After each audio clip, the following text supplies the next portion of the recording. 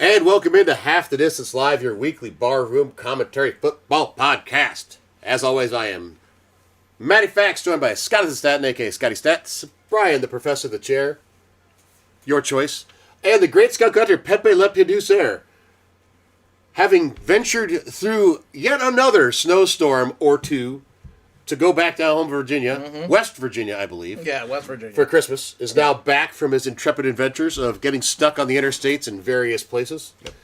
Yep. If you have never joined us before, we are brought to you by our complete and utter hatred for almost all sports commentators, but one especially, Joseph Buck. You are just the worst. Fuck Joe Buck. Fuck Joe Buck. However, there are some I would like to point out, such as Erin Andrews. Yeah. Get her off the sideline, get her in the booth, let us hear her opinion more. She's one of the smartest. Absolutely. If you've never joined us before, also, what we do at the beginning of the show is we hand out koozies for our favorite or least favorite team, depending on if your team won. Mr. Staten is a Giants fan. Unfortunately, they lost to the Eagles today, so he must use a Patriots koozie. The great Skunk Hunter is a Bills fan.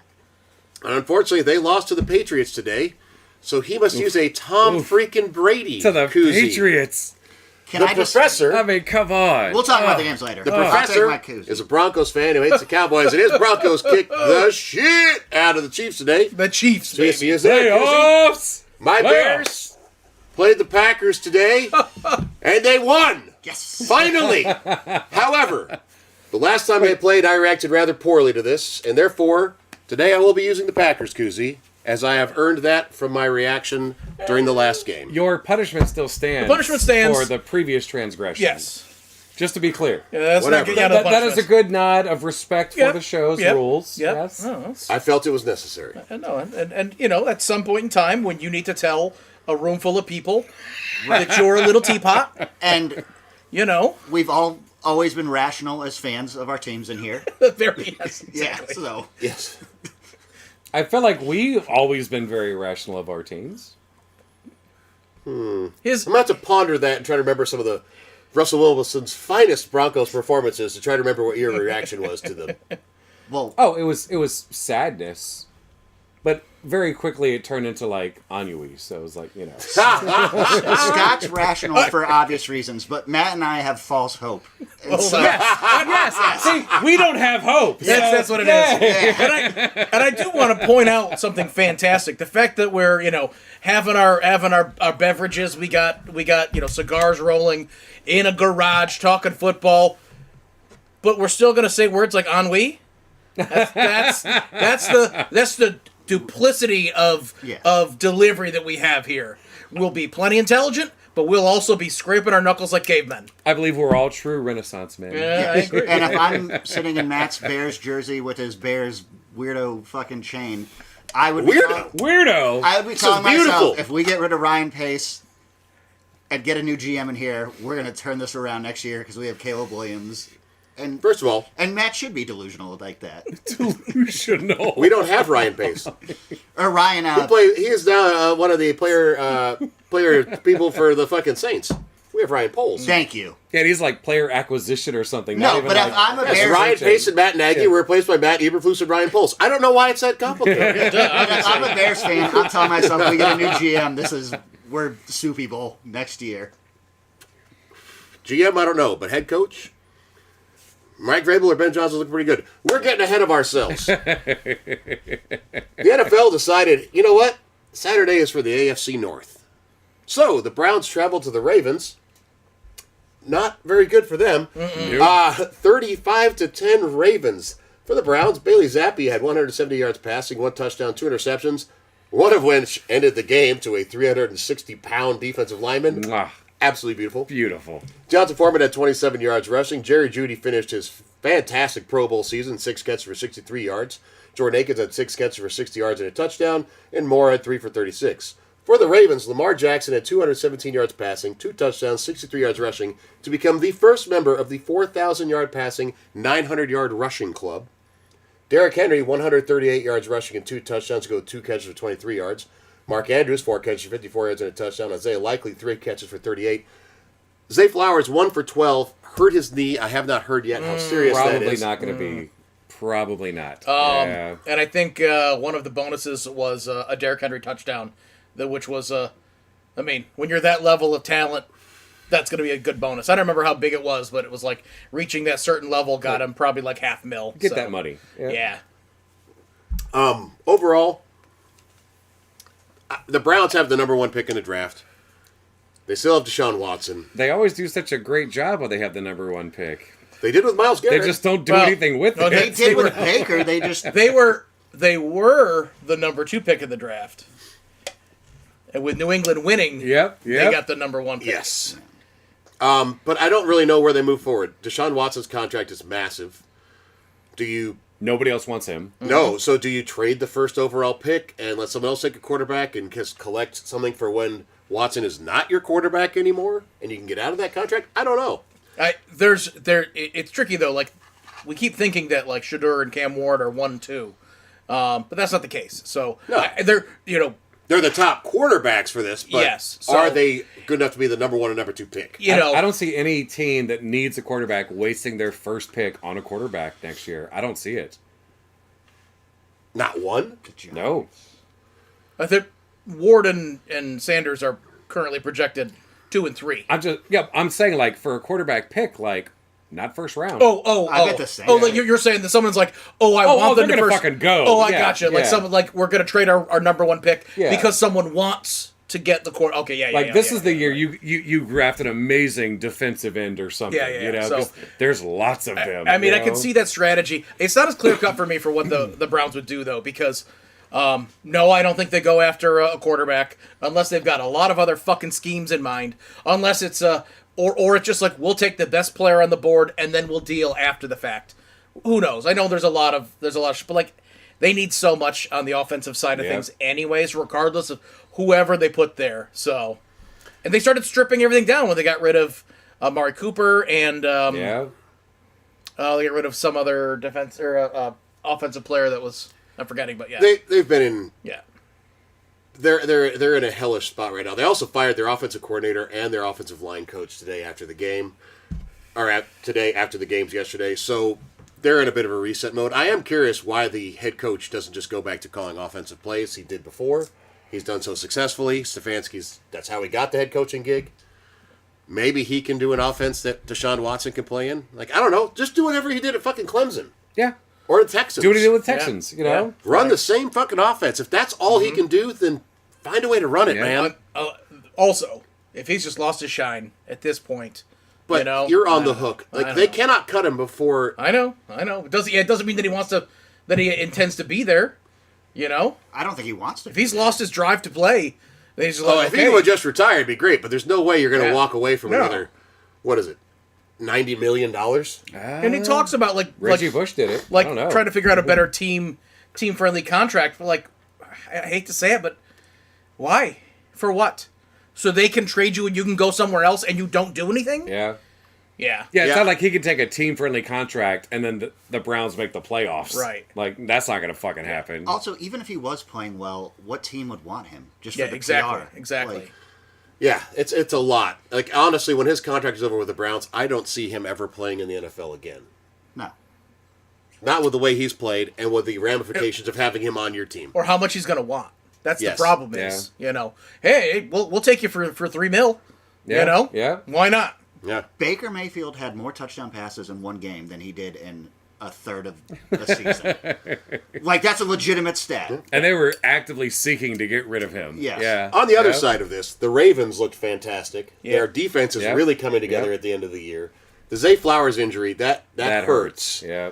But they still have Derrick Henry. They still have both the tight ends. They still have Rashad Bateman. They have other Yeah. weapons. Shocking. You add Derrick Henry to an already good team, and they do better. Yeah. Wow. It's amazing what having a real good running back does for your team. yeah. NFL might want to look into that. I don't know. Eagles. Yeah. Yeah. The Bengals traveled to Pittsburgh and pulled out the win 19-17. Joe Burrow, 277 yards passing, 1 touchdown, 1 interception. Khalil Herbert led them in rushing, 69 yards. Also had 7 catches for 14 yards. Jamar Chase, 10 catches, 96 yards and a touchdown. Mike Gesicki, Lit it up. 8 catches for 68 yards. Yeah. T. Higgins, 4 for 53. And on the defensive side, This is a monster game here. Trey Hendrickson, outstanding edge rusher for them.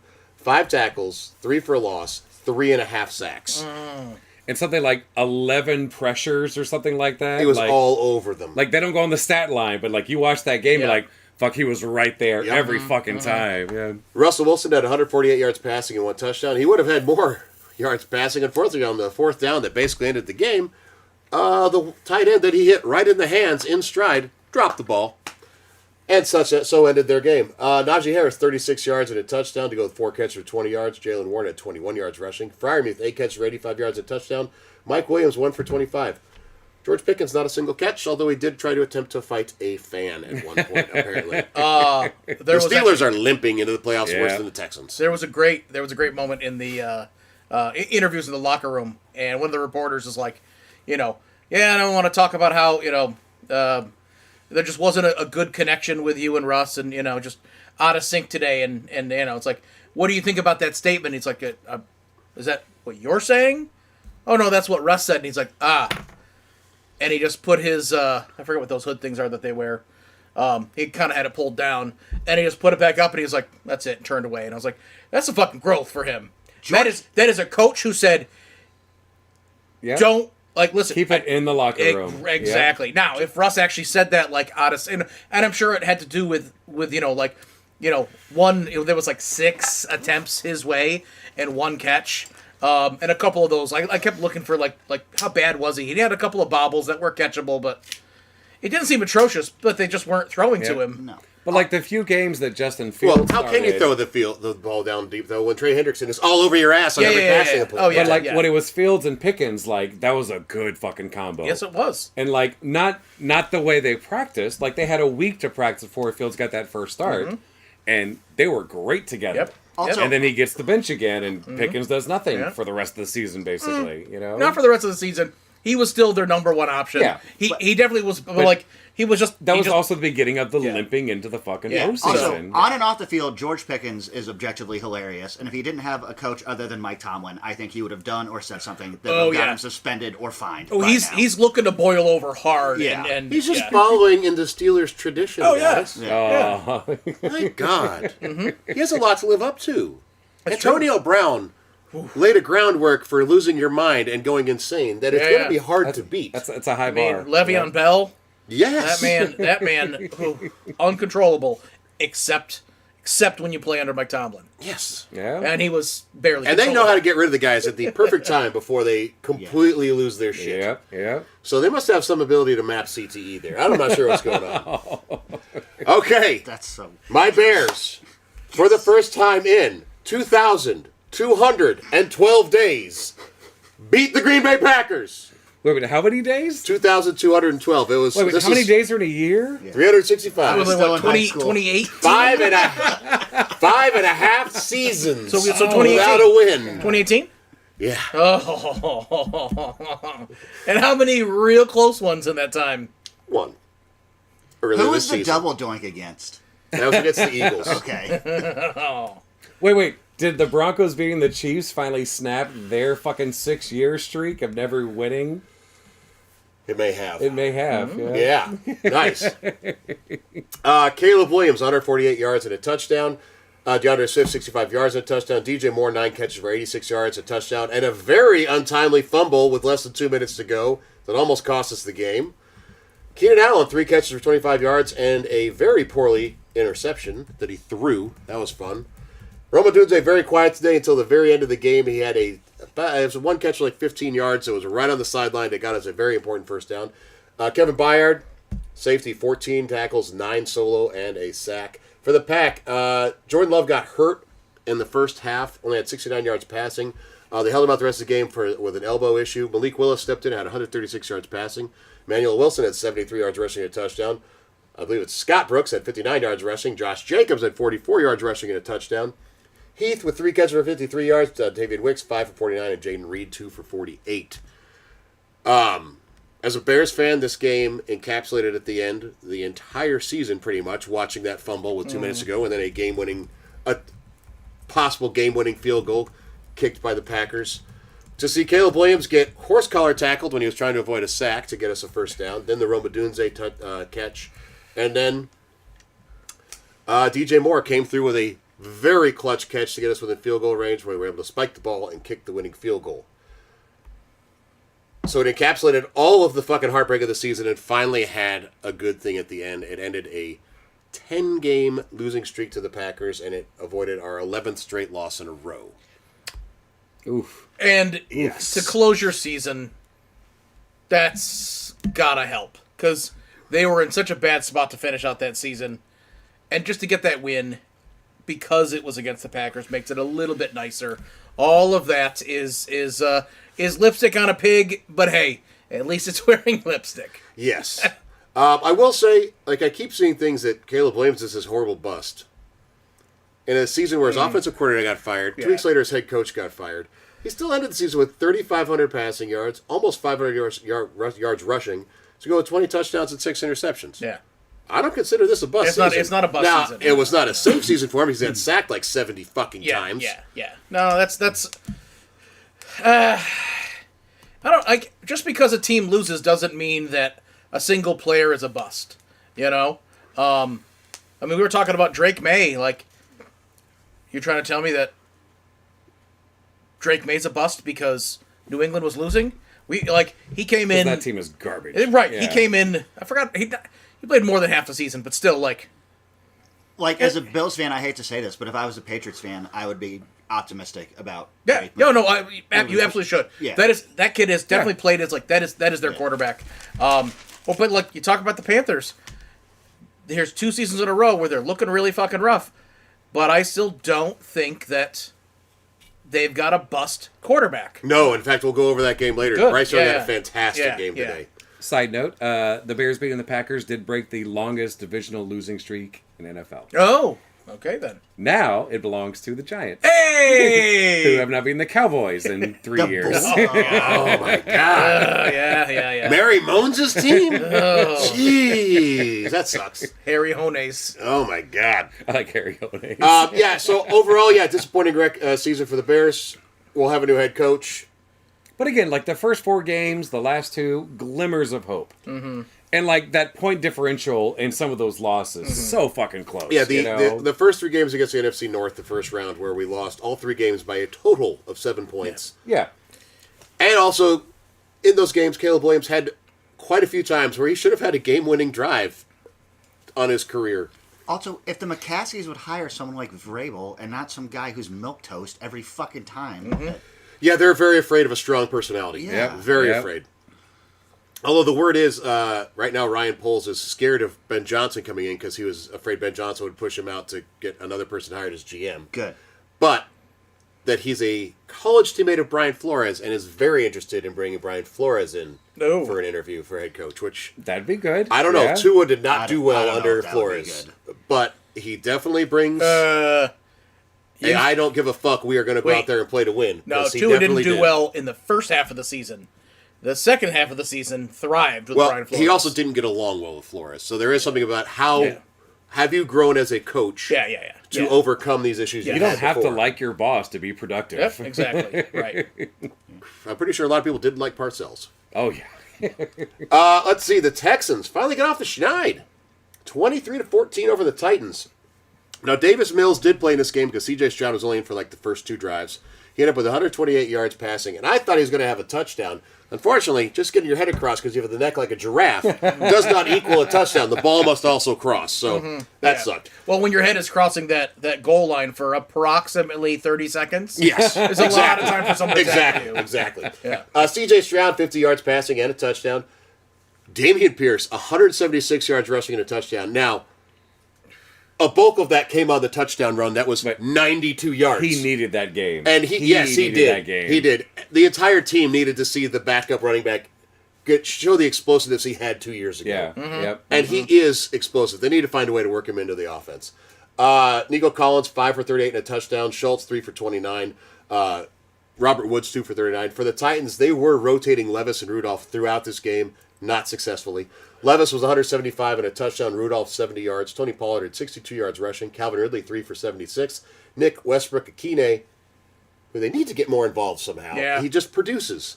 4 for 50. And then Tay Martin had the most ridiculous 1 catch for 49 yards and a touchdown. the defensive guy was so far back, he was looking like a punt Who returner are you about to catch it. covering? Yeah. And Tay Martin just comes screaming in front of him last second, catches the ball and into the end zone. It was insane. It was beautiful. But the Titans lost. Like, pretend like something else is happening at least. Yeah. Yes, like, sir, you have to see this man coming right at you like Yeah. he's about to hit you. Yeah. For the Texans, this is good. They get a little bit of offensive success going into the playoffs, which they needed. Those last couple of games were brutal. Yeah. Yeah, I don't- They've I been don't, on the uh, downslide. Yeah, I don't feel good about their No. playoff run chances. Same thing with the Steelers. No, Oh, yeah. Who have to play the Ravens? Yeah. Yeah. I'll say this though. At the start of the season, I would have said that Texans were probably they were due for a couple of wins through the playoffs. Pittsburgh, I did not expect them to be a playoff team. We were talking about how they might not even be. Yeah, This might be the year that Tomlin. The 500 streak. Yeah, right. So What team would the Texans play in the AFC in the playoffs that you would think the Texans are going to win this game? Right now, none. In the NFC In or the in the AFC. Like, they're matching them against the Chargers, and the Chargers are getting better at just the Yeah, right time. yeah. They weren't great today, but they're still getting better. Right, but Yeah. do you think there's a playoff game the Texans could go into? You would think they could win this game? No, No, I don't think they I could be a don't. favorite. Like Yeah. they get a home game because the AFC South is so shitty. Yeah. when you say a team Yeah. they can beat or the team they would be projected to beat.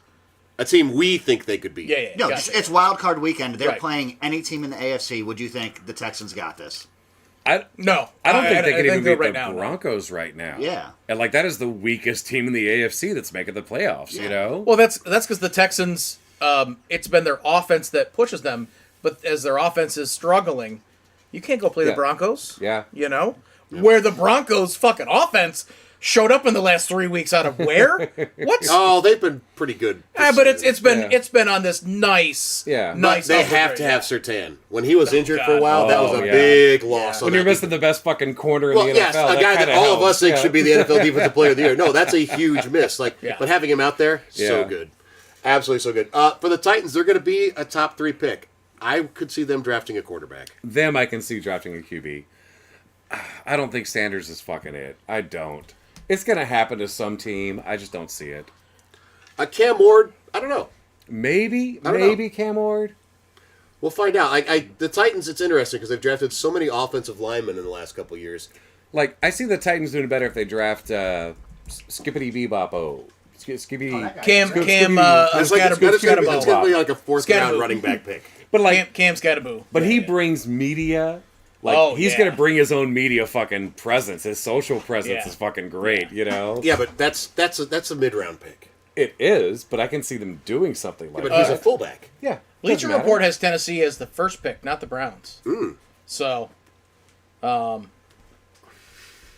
that's the case, they're definitely taking a quarterback. I think. I think so Oh, too. yeah. In a game that I truly hope is a sign of things to come in the NFC South. The Panthers and Falcons went to overtime today. The Panthers won this game 44-38. Bryce Young, 253 yards passing and 3 touchdowns to go with 24 yards rushing and 2 touchdowns. Miles Sanders had 66 yards and a touchdown, 3 catches for 50 yards. Coker, 7 catches for 62 yards. Adam Thielen, 3 for 44. And Tremble, 2 catches for 30 yards and a touchdown. For the Falcons, Michael Penix, 312, 2 touchdowns, and an interception. Bijan Robinson, 170 rushing yards and 2 touchdowns. Drake London, whoo boy, Yeah. 10 catches, 187 yards and 2 touchdowns. Ray McLeod, 4 for 66. Hodge, 1 for 24. I am so hopeful that between Baker Mayfield, Bryce Young, and Michael Penix, we have the makings of, and I'm sorry, Saints fans, of 3 really good teams in Yep. the NFC South Yep. coming up to be a competitive, fun division to watch again. Yes. And it's going to be because I don't want to say they're all mid. What's a slightly better term than mid? Above average. Like, they're all going to be above average and just fucking beating the shit out of each other Yeah, next They're year. going to be relevant. It's They're going to gonna be be- so fun. they're gonna Relevant. be- There we go. Yeah. To say an average team is a 500 team is not necessarily correct. But they're, like they're going to be 60th they're gonna be 9 percentile. wins Yeah, for right. first, second, and third place. Yeah. I think for the next couple of The years. NFC South hasn't really been relevant since the Falcons went to the Super Bowl. And that was almost 10 years ago. Yeah. That's not true. The Buccaneers won the Super Bowl. Oh, yeah. I don't. Minus the Brady years. I don't- But yeah. But you got North between Town. Baker Mayfield, Bryce Young, and Michael Penix. You got. I mean, yes, Baker Mayfield's 29 now, but Bryce Young is still very young. Michael Penix is like 35 years old, but he's a rookie. Yes. Him and Bo Nix. Yes. I'm kidding. They're both 24. 24. But and honestly, like Bryce Young is the one who needs his team to draft some playmakers for him now. Yes. They brought in offensive line help in the offseason. That helped out a lot. Miles Sanders is not that great of a player. Coker is okay. I think Jontavius Sanders, the rookie tight end out of Texas, can be good. He got injured, hurt his neck early in the season, so hopefully his career will go forward. As far as the Falcons go, Bijan Robinson is electric at running back. Drake London is his arrow is pointing straight up right now with Michael Penix throwing the ball. And if Kyle Pitts puts Stickum on his hands. Yep. And Darnell Mooney as the second wideout with those two as the primary and Bijan catching passes out of the backfield. The Falcons need to get some defensive help, which is what everyone said they should have taken instead of Penix. But right now it's looking like Penix was such a good choice. And that level of overreaction, we're guilty of it ourselves. He's played what, 2.5 games? Yeah. He has, but he's looked very nice for a rookie. Absolutely. I actually wish he could have sat the whole season. Can I ask you guys Probably would have been beneficial for him. Yeah, right. Can I ask you guys something about the Panthers real quick, since we're talking NFC South? Do you think David Tepper is capable of letting the GM make his draft picks in this upcoming draft? Or just like getting out of the way? I don't know, because the way the season ended with Bryce Young looking so good compared to his previous season, I could see him being like, see, I told you. Yeah. I could see him becoming a very Mary Moans, Harry Hones, whatever you want to call him, Yeah. about the whole thing.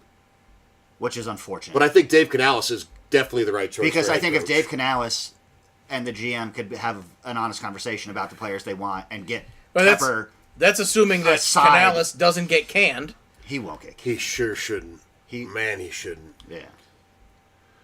I hope not anyway. But I listen, Bryce Young, that's a hell of a way to end the season. Yes, you got benched for a couple games. It seems like it had the effect they were looking for, though. To watch Andy Dalton run the offense and see how you should go through your progressions, those sorts of things, I think it was beneficial. The other side of the NFC South, the Saints traveled to Tampa Bay. They lost 19-27. Spencer Rattler, 240 yards passing and a touchdown.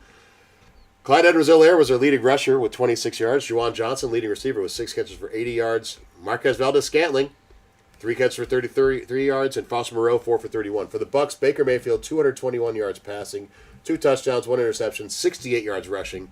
Bucky Irving continues his great rookie year, 89 yards rushing and a touchdown. Mike Evans. And this is what I really want to talk about. Did it. 9 catches, 89 yards, 11 straight seasons with 1,000 yards, tying Jerry Rice's record for most consecutive seasons with 1,000 yards. Preach. Oh, This is so awesome. it's so monumental. I actually I was watching the whole game like, oh my god, he only has 3 for 30. There's only a quarter go. What are we doing here, guys? I wasn't watching the game, but I'm tracking the game, and initially, especially early on, they were doing absolutely nothing. The Saints are making fools of them. Like, God damn it, Saints! Yeah, they only had like 100 yards total in the first half. And so when finally, like when it finally hits, and I'm like, oh my god, oh he got it. Then I'm like looking for the clip, and I had to go tell my wife, and I was like, you don't give a shit about this, but let me tell you why this is really special. And she sat there and she humored me, and I was like, thank you for letting me. Yeah, she didn't give a fuck. She didn't give a fuck, but she was like, that does sound really impressive. I'm like, it is. Thank you. It really is. It's amazing. Yes. So we went through the list earlier. His first quarterback was Josh McCown. God. A few games with Mike Glennon. Jameis Winston Mike Glennon. had really good years together. Ryan Fitzpatrick, Blaine Gabbert, Oh, God. Tom Brady, Yep. 2 years. Kyle Trask for a couple of games before Baker Mayfield.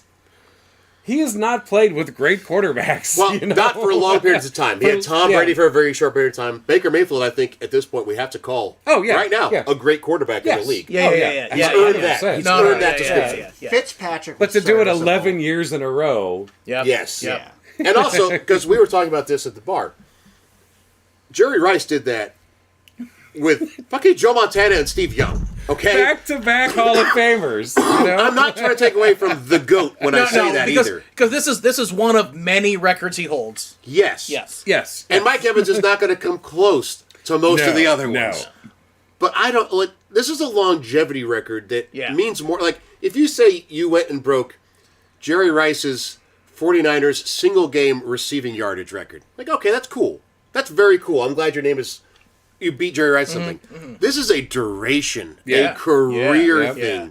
that is so impressive. Yep. Yep. And also, staying healthy is so hard. Yeah. He Yeah, was out 3 games. availability is an ability. He missed 3 games this season. Yes, And still with a did it. hamstring Yeah. injury, no less, which are dangerous as fuck to try to come back. And from. like, not to talk shit about the Niners and Jerry Rice, but like, who is the best running back that's been a threat for the Buccaneers over the last 11 years?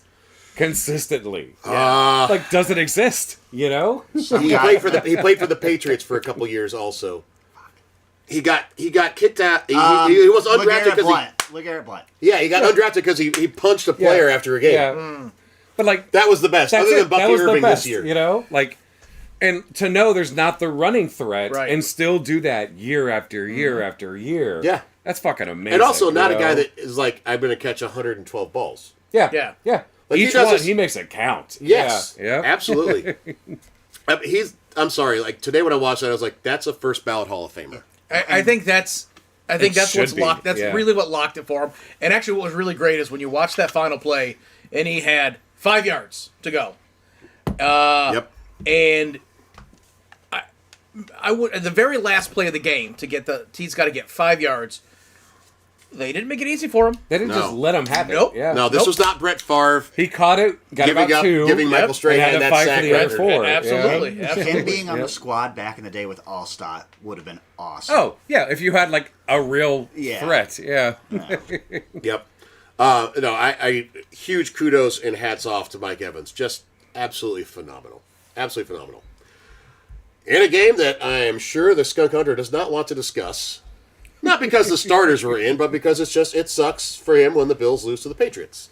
Yep. Bills did travel to New England this week, and they lost 23-16. One Mitchell I'm just kidding. Mitchell Trubisky had 101 yards passing and a touchdown. Davis, rookie running back, actually very good for them. 64 Yeah, yards rushing. yeah. 2 catches, only 1 yard, but he got a touchdown. Cook, 28 yards rushing and a touchdown. Unfortunately, ends the season 1 touchdown shy of knocking O.J. Simpson off of off the record books in that category for the Bills. Oh, no kidding. Yep, but he did lead the league in rushing touchdowns by running backs, if I remember that correctly. Curtis Samuel, 7 catches for 52 yards. Coleman, 2 catches for 31 yards. Hollins, 3 for 25. For the Patriots, Joe Milton, not even Drake May, Joe Milton, very athletic player that apparently had no accuracy was the word.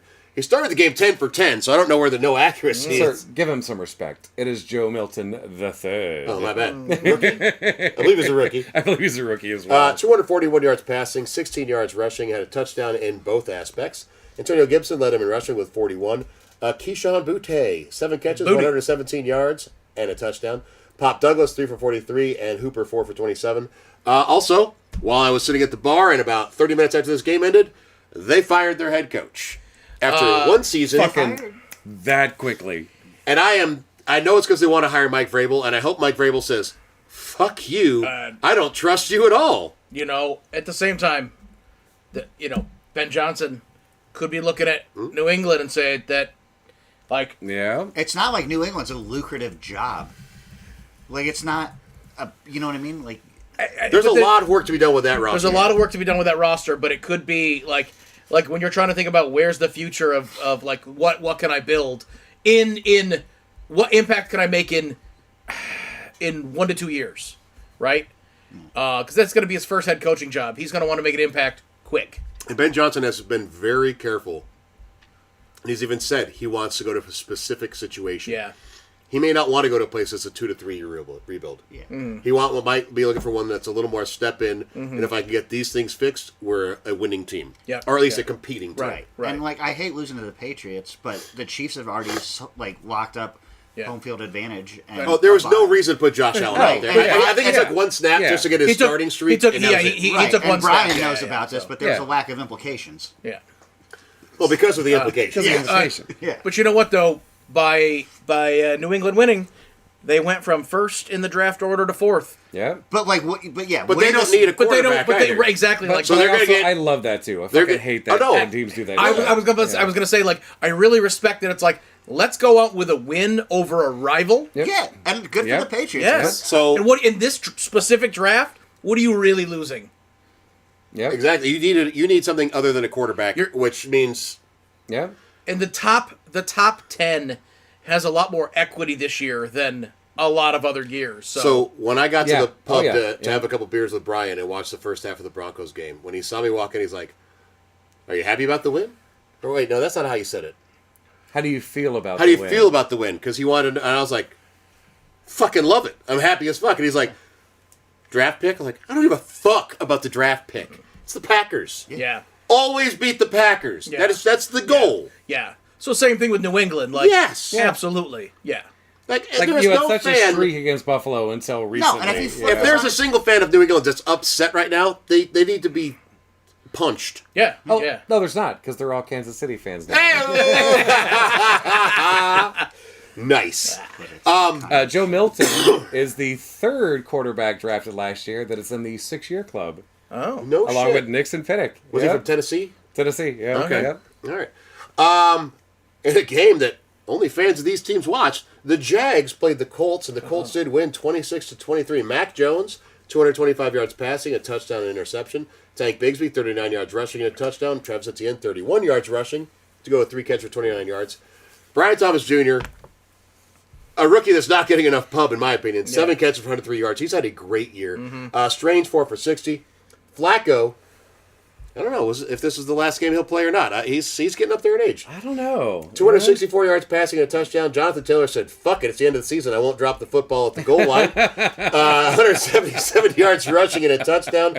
Downs 10 for 94. Pittman 6 for 72. Pierce for 2 for 257 and a touchdown. These wide receivers and the running back are ready to explode with a proper throwing Yeah. quarterback. Yeah. Do they fire Shane Steichen? Does Anthony Richardson remain their starter next year? I don't. That's such a tough one. Like in my mind, Shane Steichen is deserved of a head coach spot. If they fire him, I want the Bears to hire Vrabel and hire Steichen to be I the mean, offensive I was coordinator. gonna say, I'll tell you like, that right but now. as Like, on- that's a but, like, beautiful. That would be right. the most beautiful picture ever. Offensive coordinator, like I think he does great at that. Is this the right team to, especially like there with a quarterback that maybe you just can't get your mitts around to get him right? Like, is Anthony Richardson really the future there? That's tricky. So, and is that the head coach's fault? You carry some of the onus of that for sure, but Yes, but yeah. like his first year when he got injured, he couldn't practice Yeah. throwing the ball and doing these other. Like you could do VR training for like Yeah, reps, yeah. like, but it's not the same as being able to throw the ball. Also, right. I think they need to look for another quarterback. In terms of like Flacco, even if Flacco decides to come back, or like last year, he spent most of the season sitting on his couch. Yeah. I say sitting on the couch, not with a team. yeah, Yeah. And then he came to the Browns and was like, "I'm in shape, bitches, and I'm still a very knowledgeable quarterback and can steer the ship." and he put 264 up against an NFL defense. Well, I mean, that's today. just like, exactly, call it, say exactly. what you will about the Jags. Yeah, exactly. And would So- you be mad about being on the Colts and getting paid $4 million? Not a bit. Yep. He seems to be like, I'm okay with this role. Like, Yeah. I'm ready to go in when you're ready for me, but I also understand that maybe I don't want to play 17 games. Yeah. These bones and joints are not up for it. It's still funny that the Browns wasted a first-round pick on a couch, and then picked someone else up off the couch. That is funny symmetry. Did isn't it? so well, you know. For the Jags. This Mac Jones game looked almost like every Trevor Lawrence game this year. Oh.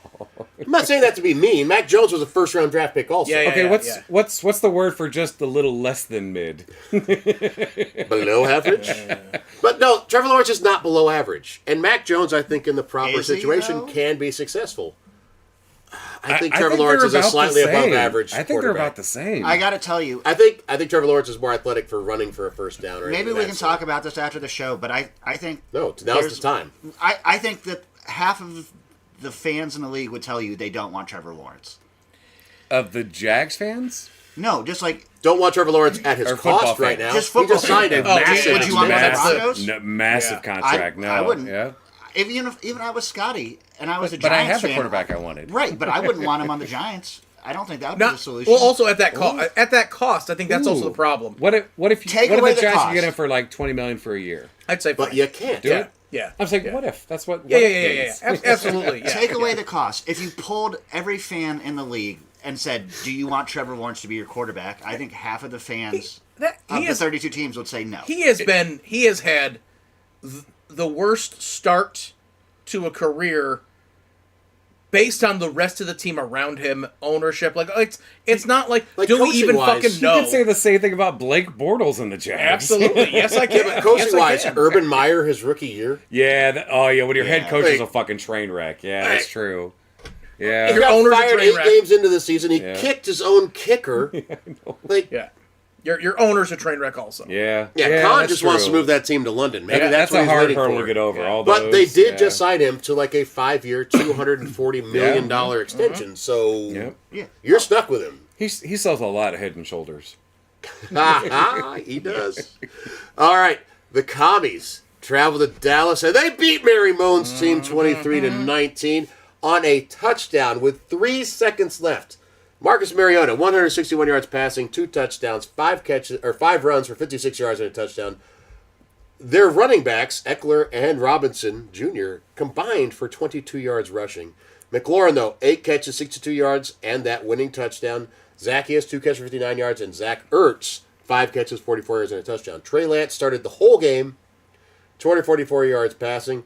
Dowdle, 72 yards rushing and a touchdown. Keyshawn Vaughn, 37 yards rushing. No, Deuce Vaughn, not Keyshawn Vaughn. Deuce Vaughn. He's the 5'6" guy, right? Yes. Okay. Yeah. Tolbert, 4 for 98. Turpin, 3 for 53. And Mingo, I didn't even know he was still in the league. 2 catches for 24 yards. This was Trey Lance trying to show he had anything for another team to sign him to a contract. And not a bad game. No. No. I mean, no tutties, but no interceptions. Yep. So it's like, And Mariota, listen, he led this team to a win. I didn't know so- he was still in the league. The lead rusher. Yeah, he was the leading rusher for the Commies in this game. And he's not a spring fucking chicken. No, so you the know? boys showed up to play. Yep. Like, I'll give him credit for that because McCarthy is likely out. Terry McLaren needed the touchdown for one of his big bonuses. Oh, did he get a bonus? He Good needed for one. He him. needed one. Just needed one. Zach Ertz needed a lot today to get a couple bonuses. I don't think he had enough to get it. I thought Zach Ertz hit his bonuses the week before.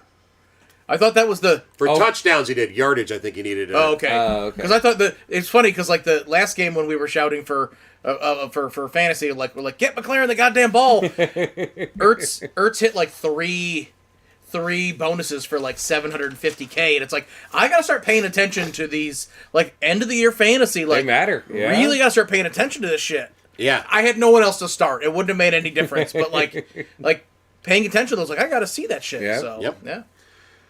Okay. I'm very sorry, Scotty. Yeah. The Giants traveled to Philadelphia today. Drew Lock, unfortunately unable to get the win this week. The Giants lost 13-20. For Lock, he was 138 yards passing, 1 touchdown, 1 interception. Tyrone Tracy finished a very good rookie year, I think, 59 yards. Yeah. Malik Neighbors finished a fantastic rookie year, 5 catches, 64 yards, and a touchdown.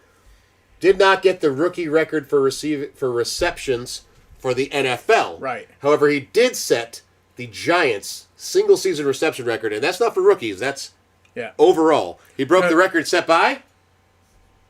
OBJ. Odell. No. Single-season receptions by our Giants fan. It was That not guy OBJ. who used to do the salsa dance when he scored. Nope. It was by the other Steve Smith. Oh, Who used to do no the salsa kidding. dance? Nelson Cruz. Thank Cruz. you. Cruz. Oh, yeah. I thought yeah. Neighbors set the rookie wide receiver He did. record. He did, because Bowers is a tight end. Yes. Who got the Yes. overall Wide reception record, but receiver, by yeah. wide receiver, Neighbors set that. Yeah, right. For the Eagles, McKee out of Stanford, 269 yards passing and 2 touchdowns. Jordan Shipley finally got a couple carries for 32 yards. Jahan Dotson, he was traded from the Commies earlier this Yeah, year. yeah. You may not remember. 7 catches for 94. Goddard, 4 for 55. And Smith, 4 for 35 and a touchdown. The Eagles rested all their starters. I'm not even sure Hurts could have played today because of the concussion protocol. They decided not to start Barkley, who decided not to take it out on the Giants to get the overall Yeah. rushing record for a season.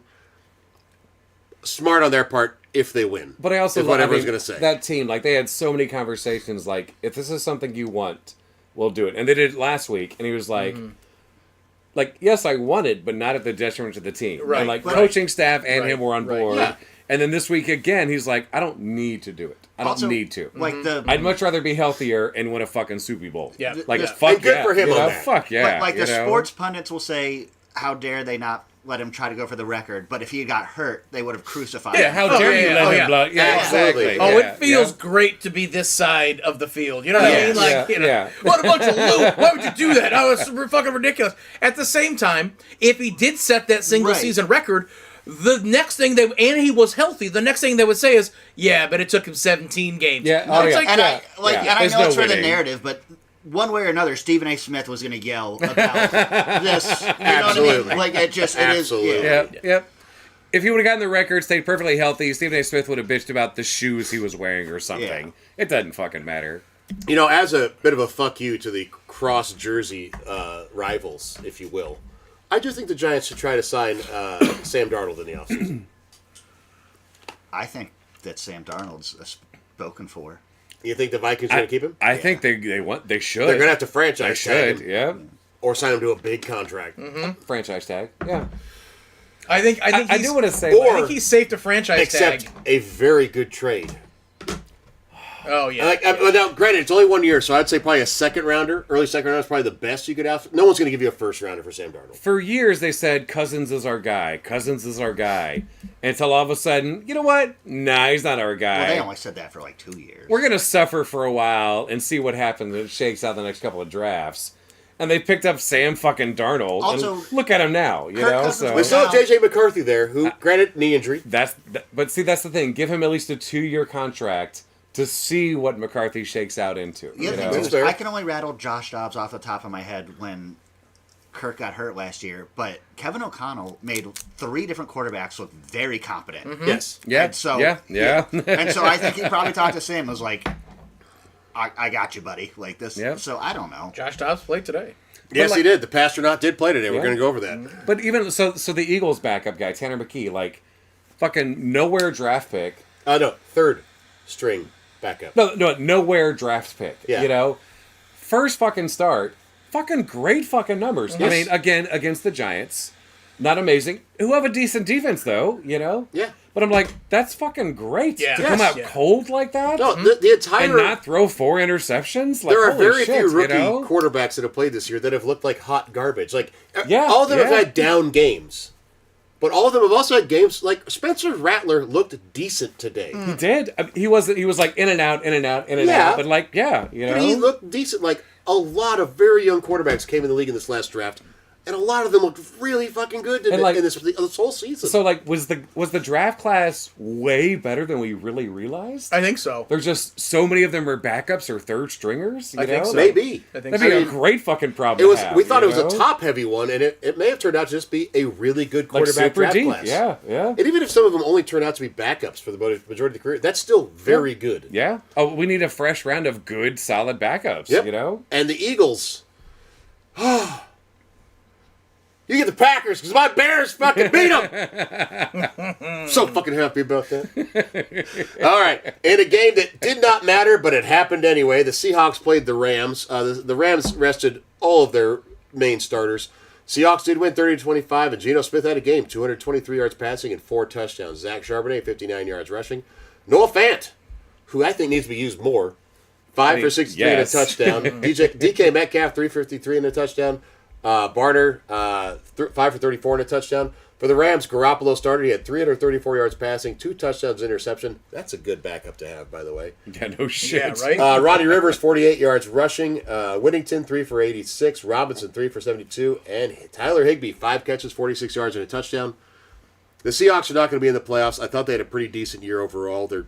I think they're getting that squad to be in a very good place. I'm a little surprised that they weren't a 10-11 win team. Which was, I mean, they were almost there. They were nipping at it, but Yeah. like, I really thought they were going to be a better team this year. They started off so fucking bad. Is, yeah. is Geno the starting quarterback week 10 next year? Yes. I don't see why not Yeah, at this okay, point. yeah. Yeah. For the Rams, I mean, I don't know how many years Stafford has left, but no Nakua, no Kupp, no Kyron Williams.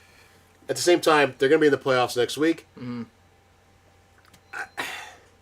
How many more years does Stafford have is a fair question. Less than 5. Because he's had a lot of back injuries. Yeah, I think I could easily see him with 2 quality years, and then it's like now it gets tricky, right? Mm-hmm. That's where you need to start making sure you're shoring up your O-line in a very different way. Yes. So, And also, does he want to play more? Okay, how old do you guys think he is? 36. He's 36. yeah. Does he want to play? That man wants to play. There's no fucking doubt in my mind. Now, don't get me wrong.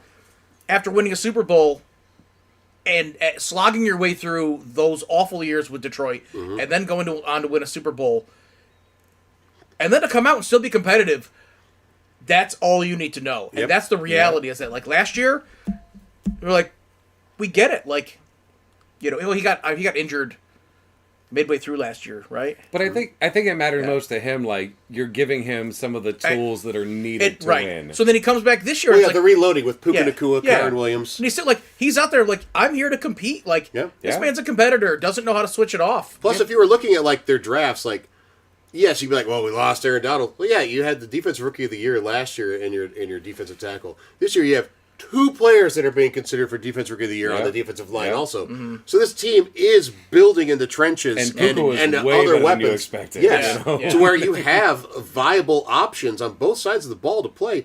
If they can continue building this team out, it's no longer on the credit card like it was when they traded Yeah. for Stafford. Now it's through the draft.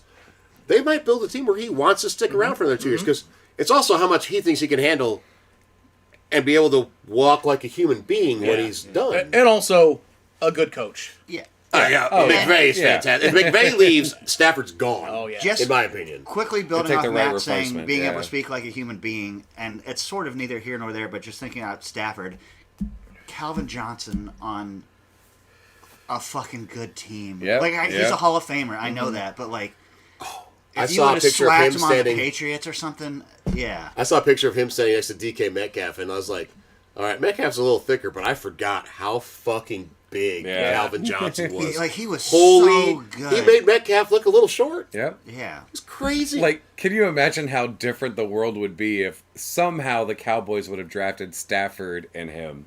Oh my God. Like, they would have had another fucking, Another dynasty. another dynasty, And not the shit dynasty they have Oh, right I'm sorry. now, I'm just saying, like, that team needed a quarterback and a receiver. yes, Well, and a coach. But just and a like new Calvin general Johnson, And a new Hall of owner, Famer, but he got doubled every fucking Yeah, it game didn't Or fucking tripled matter. for 8 yeah. years. or triple. Yeah. Like entire coverages were set up to stop him. Yes. Yes. Because he could jump to like 12 feet up high, so Yeah. it didn't fucking matter. Yeah.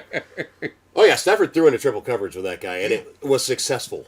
You got to force it into triple coverage. It looks so much cooler when they catch it. It's all about that Riz. The Dolphins traveled to New Jersey and ended their very disappointing season, losing 32-20.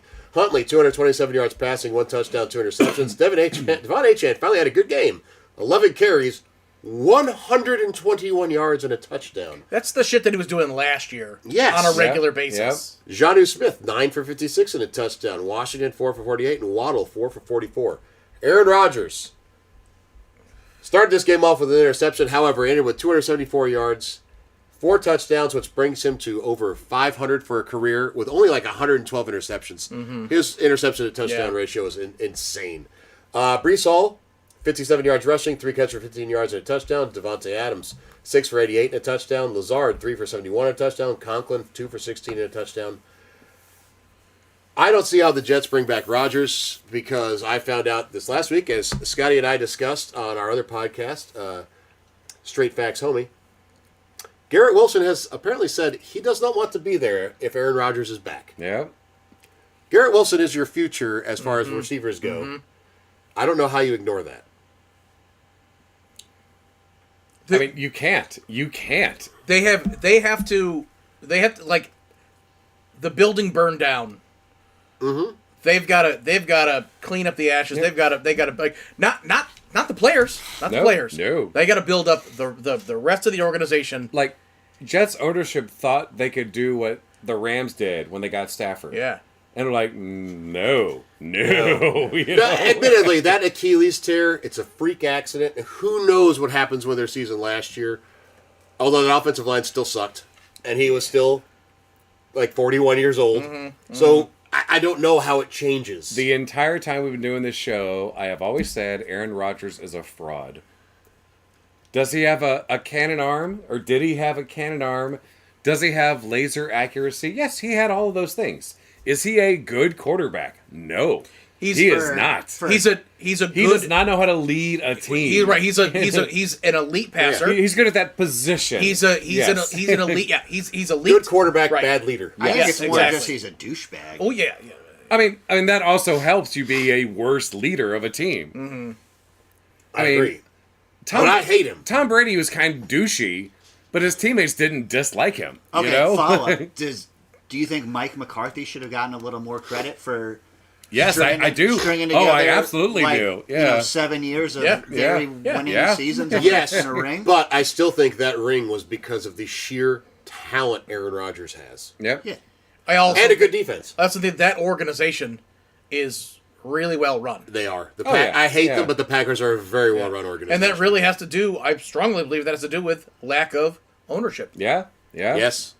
You don't Because you don't have a fucking Mary puppet Moans mastering. or that Yeah. asshole from fucking the Carolina Yeah, you getting are. involved Yeah. Yeah, right. Yeah, you it are makes a you are an difference. organization that is run by football people. Yeah. Yeah. Or you get an organization like Pittsburgh, the Rooney family, Oh. the Rooney Yeah, family. yeah.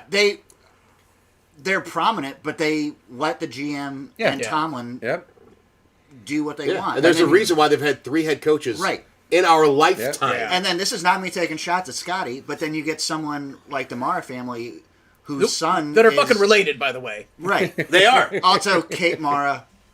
and Rooney. Yeah. And and her Here's the sister, one. and her sister Rooney Mara, Yeah. No, but the Giants who was in it, ownership. the girl with the dragon tattoo. Yeah. Like I Got watched very a video of Dable like trying to justify draft picks to fucking old boy, and it's like you're a business Yeah. like you're not a Yeah. football guy. Yeah. Yeah. Well, which is crazy. They are. They've been doing it for so long. They should be. That's what's Yes. wild. That's what was wild to me about like the letting Saquon go. That's for sure. That bothered me more And that you the let him go coach to wasn't in the Philly. room The for that coach wasn't- discussion. Yeah. Right. Brutal. Okay. What's up? The Chiefs What's up next, Maddie? traveled to Mile High, where the Broncos said, "We are done losing to you, you pieces of shit." Yes. And they won 38-0, which, as far as I know, is the biggest ass whooping in the NFL this season.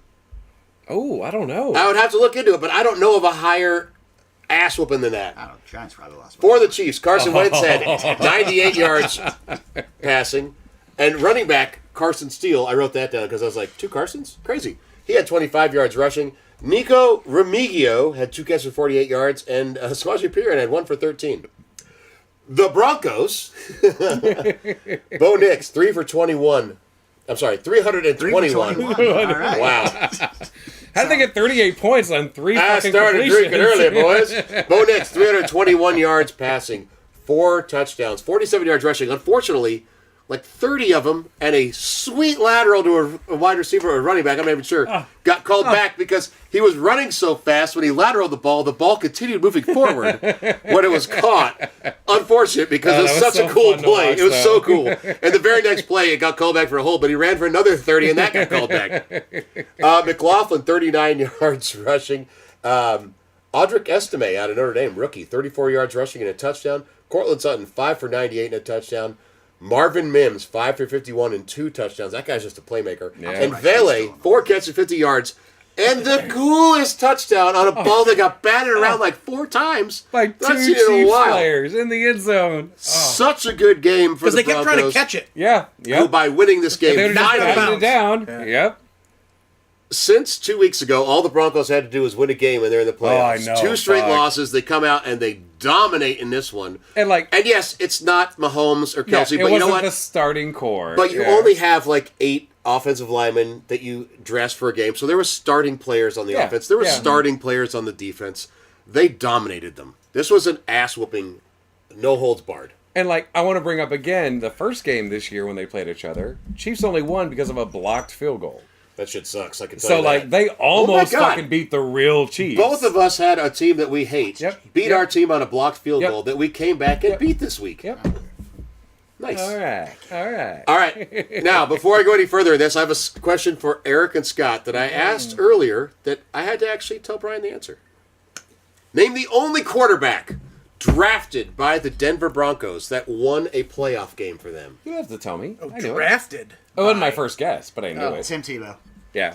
Yeah. There you go. The only quarterback they've ever drafted Oh, that no won a playoff shit. game. Oh, no shit. Because Elway was drafted by the Colts. Yep. Peyton Manning was drafted by someone else. Jake Plummer was drafted by the Cardinals. And there was someone before Elway that was drafted by like the Cowboys they ended up with. Yeah. The Colts. No, Colts. Yeah. Yeah, it's just an insane. This is just a very short thing.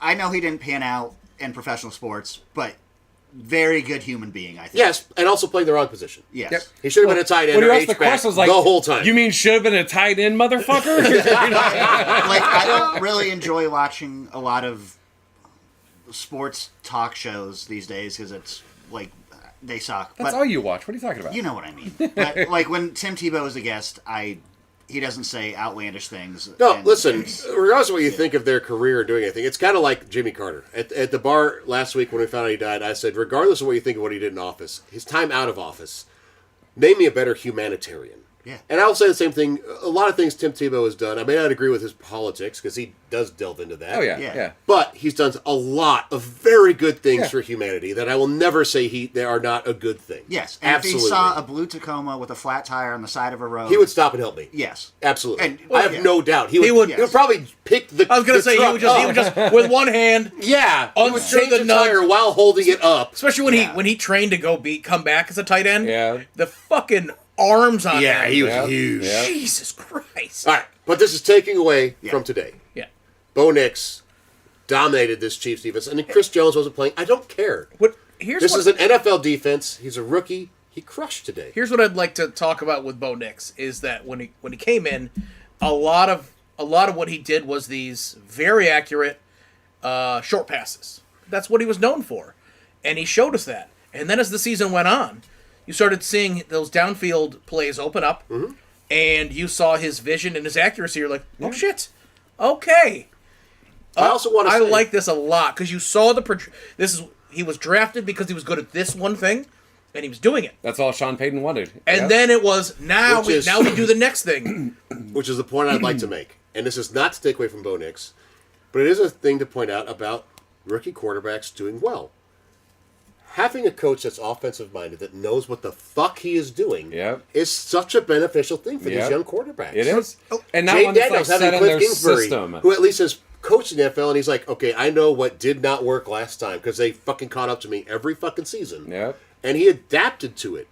It's a great thing for these young quarterbacks to have that. And Bo Nix, I hope he has continued success. This is fantastic. I love these young quarterbacks doing well. Brian, if this year, if these three quarterbacks were available as in the draft, if this was their draft year, they were available, would you have been excited about Mac Jones? Nope.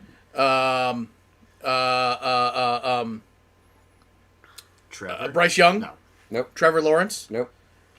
You wouldn't wanted. I'm not talking about what they've done the past couple years, but coming into the Coming out of season, college coming into out of the NFL. college, if they were available for the draft this year, you wouldn't have been excited about any of them. Mac Jones, I'll accept. I wasn't thrilled with what he did in Alabama. Maybe Bryce, I'd like but to like ask, I was really like Bo Nix was the guy that I wanted for my team. Well, I know for this year, You know, but like yeah. if let's say that like they were like Trevor Lawrence coming out of college, if this was the draft year and he was available, you're telling me you wouldn't have wanted him? Oh, he's tough though, because like he made so many beautiful fucking bombs, beautiful ones Yes, in his he did. college career. I would like So to it would ask- be hard to like go back and say like I wouldn't have been excited. That's what I about mean. him, With you Sean know? with Sean Payton at the helm. Yeah. Like that's one of those things where we're literally watching fucking Sam Darnold right now. Yeah. Who was an absolute bust. Hands down a bust. Everyone was like, we know it is a fact. Right? Yeah. And we're watching going, okay, no. Coaching Like matters. New York was a bust. Yeah. you know? I'd like to ask something a little controversial that might stir the pot a bit. Would you rather have Bo Nix or Caleb Williams? Oh, Bo Nix. He's the guy that I wanted. Okay. No, he told me that he thought Caleb Williams would be a bust. You did? Yeah. Yeah. Yeah. That's just mean. And no, in like game 8 or 9, I'm like, okay, I think I've jumped over the fence. Was it because of the? I'm still holding on to the fence with one hand, but I'm like, I still don't know, but I'm leaning towards the positive side for Caleb. I now, think Caleb you know? did enough in a horrible situation that if you can get a decent offensive coordinator there, it can change the tide there. Yep. But they got to fix the offensive line. Yeah. Holy shit, they got to fix the offensive line. And like, it doesn't help that like Odunze kept getting hurt. You know, like that certainly doesn't help. Like Bo Nix would not have been as good if he didn't get to develop a good relationship with Marvin Mims Jr. And Cortland Sutton. and Cortland Sutton. You I know, that think would if not you have put- been as good. You If you know, put Mitch Trubisky or Justin Fields out of the gates, like on the Baltimore Ravens with Harbaugh, I think they would be, at a bare minimum, serviceable quarterbacks. I No pun want intended. Justin Fields' throwing capability, but with Trubisky's mentality and physicality. Yeah. But I'm just saying, I would like, take Justin you- Fields' Justin physicality over Fields- Trubisky. Like the Ravens, Really? you put him on a very stable Justin franchise. Fields took massive hits and No, got no. back up and kept playing. I have not seen Justin Fields fucking knock over fucking defensive backs. Well, Trubisky's he's a bigger. Trubisky would. He's He a would fucking, bigger. "Ah," He's bigger. You know, I fucking No, love seeing that he's shit. more densely built. He's Yeah, densely packed. Yeah. All right. The Chargers went to Las Vegas. The Chargers. And they beat the Raiders 34-20. As they should. Justin Herbert, 346, 2 touchdowns and 42 yards rushing. J.K. Dobbins, 63 yards rushing. Haskins, 33 yards rushing and a touchdown. Quentin Johnston, maybe not a huge mistake, 13 catches for 186 yards. Yeah. Yeah. Ladidi Makiki, 5 catches for 95. And Will Disley, 542. For the Raiders, Aiden O'Connell didn't look bad today. 214, 2 touchdowns, interception. Alexander Madison, 20 yards rushing. Jacoby Myers, 9 catches for 123 yards and a touchdown. We need to stop sleeping on Jacoby Myers. 2 years ago, he was worth having on fantasy, even if he was on your bench. And Now then- he's worth having in your starting lineup. I- Brock Bowers, though, 4 catches, 50 yards and a touchdown, setting the rookie record for receptions in a season, regardless of position. Yeah. Outstanding rookie year. Yeah. Oh yeah. we finally had someone who lived up to that generational talent moniker. Yeah. At tight end, absolutely. Whew. Yep. Absolutely. But listen, Justin Herbert, excellent year. Only 3 interceptions all season, also, by the way. Nice. Really? Fucking Only had rad. 3? Yeah, so he had like 24 touchdowns and like 3 interceptions. Nice. He's Yeah. a That's fantastic insane. year. Yeah. And this Chargers offense with Joe Alt, their first round pick, that offensive line is blocking Yeah. very well. Their defense is playing better than you would expect that they would. Like, they are the most surprising 11-win team, in my opinion. And you know what? They are, yeah. I obviously there were some great draft picks. I think a lot of credit goes towards Harbaugh. It does. Jim Harbaugh is someone that every team that hired a coach last year or considered firing their coach to hire a new one should be punching themselves in the dick for not having hired. Yeah. Straight Yeah. up. I mean, at the same time, he looked at that team and said, I "Yeah, can do that. I Well, can yeah, do Justin that." Herbert. Like, Yeah. I can Yeah. do that with that quarterback. It Absolutely. it's literally like with him behind the helm, I can focus on other things. And listen- I think that's where a good coach sees, and he's like, I'm not going to worry about Justin Herbert. Yep. He'll get the job done Yep. as long as I make sure that everyone These else gives other him the things are opportunity. working. Exactly. And if Quentin Johnson and Lad McConkey, like Quentin Johnson should be the primary based on his size, his speed, all that stuff. And Lad McConkey should be this stud slot receiver. Like, if these two can do that, and Johnson can be the primary and McConkey can do that slot, and it actually can work well and they're consistent, that offense, the sky's the limit. Except McConkey. Well, basically go for these huge games also. He's really capable of it. He's just great. so small. I'm worried he's going to get hurt. From I know it. it. But also, there's plenty He's of my times little Ladidi. he fucking shakes guys out of their boots. Though. He's my BB Ladidi. Yeah. All right, last game for today. The Cardinals had the 49ers come to town and said, fuck you. They won 47-24. Now, the Pastronaut, Josh Dobbs, did start today for the 49ers because Brock Purdy hurt his elbow. I hope he doesn't need another surgery on his elbow because that would not be good for his future. I hadn't heard that it was that bad. I think they were. I have no idea. They were already eliminated, so you know. But Dobbs had 326, 2 touchdowns, 2 interceptions. Taylor had to step in because Isaac Guerrero hurt his knee, had to be carted off, but he got 109 yards rushing. Ricky Pearsall, for a guy who started off the season getting shot in the chest, 6 catches for 69 yards and a touchdown. I want to give a tip of the cap to that guy for Dude. enduring a rookie year no one can imagine. But Brian Robinson Jr. I'm sorry. Can imagine a little bit. That's yeah, you're right. That's yep, 100%. Yeah? 100%. I can try there. the chest a little bit worse than The leg, yeah, or the buttocks. Yeah. Let's shot me in the buttocks. It says a man in dial, Andrew. I never saw any of that, buddy. But I'll tell you what, though, San Francisco, I almost got a spit take. San Francisco with Isaac Garendo, Yep. that was their third string running back. Yeah. Right. Over Jordan Mason steps in, and Actually, like, he was their fourth string running back. oh. Jordan Mason was their Oh, third that's right, string back because because Elijah Elijah Mitchell went on IR Yeah, at the beginning of the Mitchell season. That's right, Yeah. right. So Isaac Garendo, rookie, right? He's on the field, plays great. Pearsall, right? And you've got these other wide receivers that are out there like, I need $1 bazillion. You got Debo, who's taken way too many hits. I like Debo a lot as a player.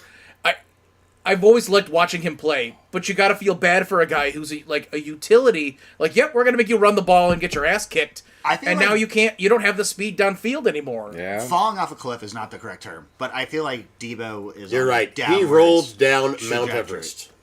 Yeah, but However, He was pushed. for the off Cardinals, Kyler Murray pushed. had 242 yards passing and 4 touchdowns. Jones, 55 yards and a touchdown. Michael Carter, 43 yards and a touchdown. Trey McBride, 7 catches, 65 yards, and his second touchdown of the Yeah. season. Marvin Harrison Jr. is showing some more signs of life as a rookie. 5 catches, 63 and a touchdown. And Greg Dortch, 4 for 47 and a touchdown. Oh, Juszczyk for the 49ers. 2 for 49 and a touchdown also. You're right, though, with the wide receivers. Although it's weird because Juwan Jennings signed an extension not worth anywhere near as much as Ayuk or anyone else. He had a great year. Great year. Yeah. So, for the Cardinals, though, I don't know what to think moving forward. Like, I thought when I saw their head coach get hired and then meet his players, he was the defensive coordinator for the Eagles in the past. I was like, this is worrisome. This guy is weird. He has this team playing so fucking Yeah. hard. Yeah. Once they get more talent on the defensive side, because I think offensive-wise, you fix the offensive line, I think they're going to be okay there. You get some defensive players, I think AFC West better watch out for the Cardinals if Kyler Murray can keep playing Madden instead of playing Call of Duty. Yeah. Their minds are in the game, right? You say fix the offensive line. It's probably only one player away from being. Decent. Yeah. Yeah. But Kyler Murray had a good season, too. Yeah. But I mean, both teams far did not meet expectations. No, the 49ers had so many injuries and Oh, other yeah. issues occur. But you know what? Okay. George Kittle had a fantastic season. After Juwan the Jennings had a season good the season. Lions have put up, I never want to hear about injuries again. Okay, injuries on the offensive side. okay. I got another question for you boys. On the offensive side. Still. Would you guys rather have Kyler Murray or Trevor Lawrence as your quarterback? Ooh, that's a good Untapped one. potential, Kyler Murray. Just like with your current respective rosters. I take Kyler Murray right now. Yeah, I would too, I think. Okay.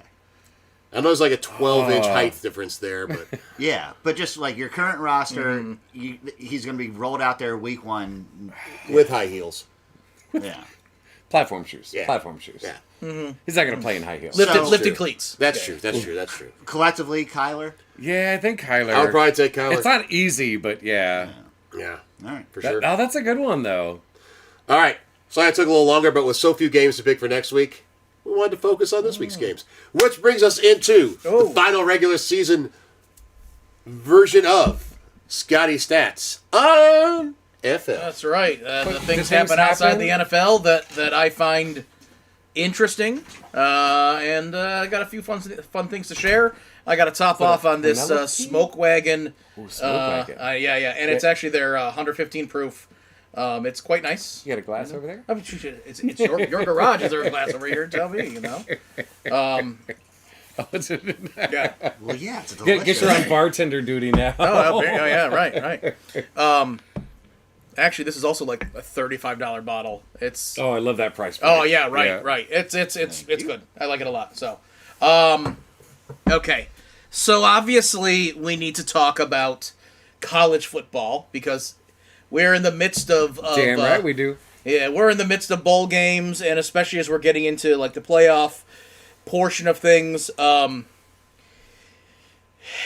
We got to talk about the Sugar Bowl with Georgia.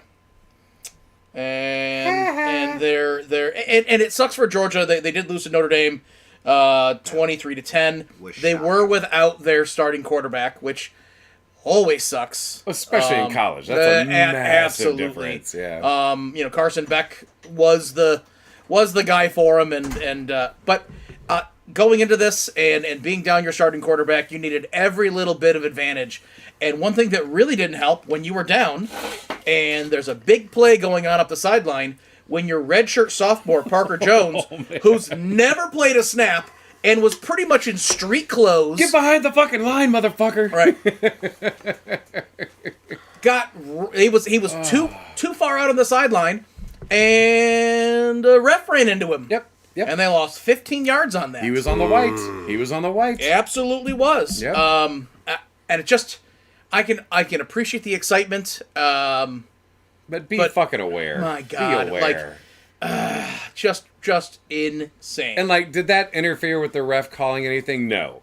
But was it clearly a flag? Absolutely. Yep. 15 yards. Yep. 15 yards. Yep. And they didn't end up scoring on that play. So, Yep. they needed every bit of it. Could have been a difference maker. Absolutely. Thanks a lot, Mr. Nobody. There was a little bit of drama in the Peach Bowl.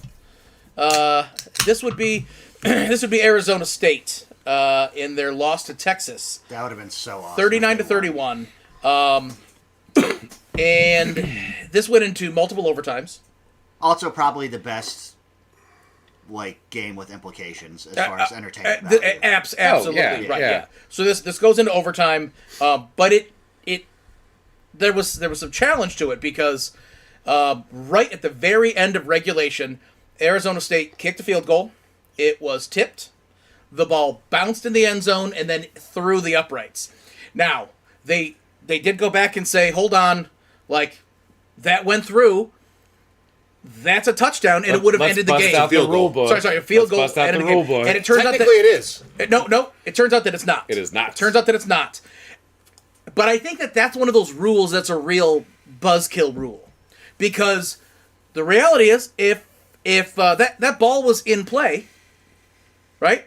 If it was tipped and went through, it counts. If there was a defender in the end zone, they could have caught that ball and ran it back. So that ball's in play. So just the fact that it bounced and then went through, what does that change? I don't know why that. I would like to see a rule change. To me, that's fun as shit. That's exactly. It's just a buzzkill, right? At the same time, I have never seen that happen though. So I First agree. time I've ever seen it. yeah, Which is why I think it should count. Right. But also that means we've that only been watching football for probably 45 years. somewhere around there, yeah. but that also means that every team that was a division champ lost. Yeah, every single one of them. Every single one Yep. of them. That also means that the teams that were projected to win their divisions and then didn't, and then had to go and then didn't get the bye because of it, Yep. ended up winning. Yeah. And I don't know. Whoa! Oh. Sorry, we're watching the Vikings-Lions game right now, and it looks like there was just a turnover in the red zone, or what will become the red zone for the Vikings. That was a turnover by the Lions. Which is fair because it should have been intentional grounding the play before that, and it wasn't. But deflection, interception. Wow. That's a big play. Holy shit. Goff made a gaffe. Well, as Goff has known to do in his past. But that was... Yep. Yeah, he Yeah. should have been more careful with that throw. Yep. All right, sorry to interrupt. No. So the playoffs. We are and alive. There's a lot of people that are the talking heads are all like, well, this is what's wrong with the 12-team format and blah. People got the bye that didn't deserve it. Blah blah blah. You know what? We're watching 12 teams in the playoffs. One time, the very first time this happened, now everyone's saying you got it wrong. I disagree with that. No, I think I it agree, shows, Because Arizona State, when a lot of people felt like that, like they got the bye because they were the winningest team in their conference, and then they lose to Texas. It was an insane fucking game. It was incredible. Yeah. Okay. Oregon, did they get absolutely smoked by Ohio State? Demolished. Was there any reason for it? I don't think so. That was rough. There's something to be said, though, for playing a game and getting back into the groove with that much of a layoff. Sure, maybe. And then having sat Yeah. out for an extra week. I know injuries are a risk. I still but like the playoff system, though. I love it. Yeah. I love the Yeah. playoff Scott, system. when you're doing NFL in 3 years, do you think you'll be talking about 16 teams? Because I think you will. Oh, In the playoffs. I think so, too. Maybe Yeah. at some point, like what's going to happen Only though because the is SEC wants a requirement that a minimum 5 of their teams are in. yeah. But God, they're so full of shit. But like that, it's tricky though because like now you also have these players that get injured and like, and yes, you want to see the good football playoffs, but it's a lot of the other bowl games. That's what happens is you pull the players. There's things to be fixed on that end where these kids are hitting the transfer portal or they don't want to play. Like there's a lot to figure it's out there. definitely but getting messy. Yeah. See, but when it comes also to the playoffs, do you think people are going to sit out because of?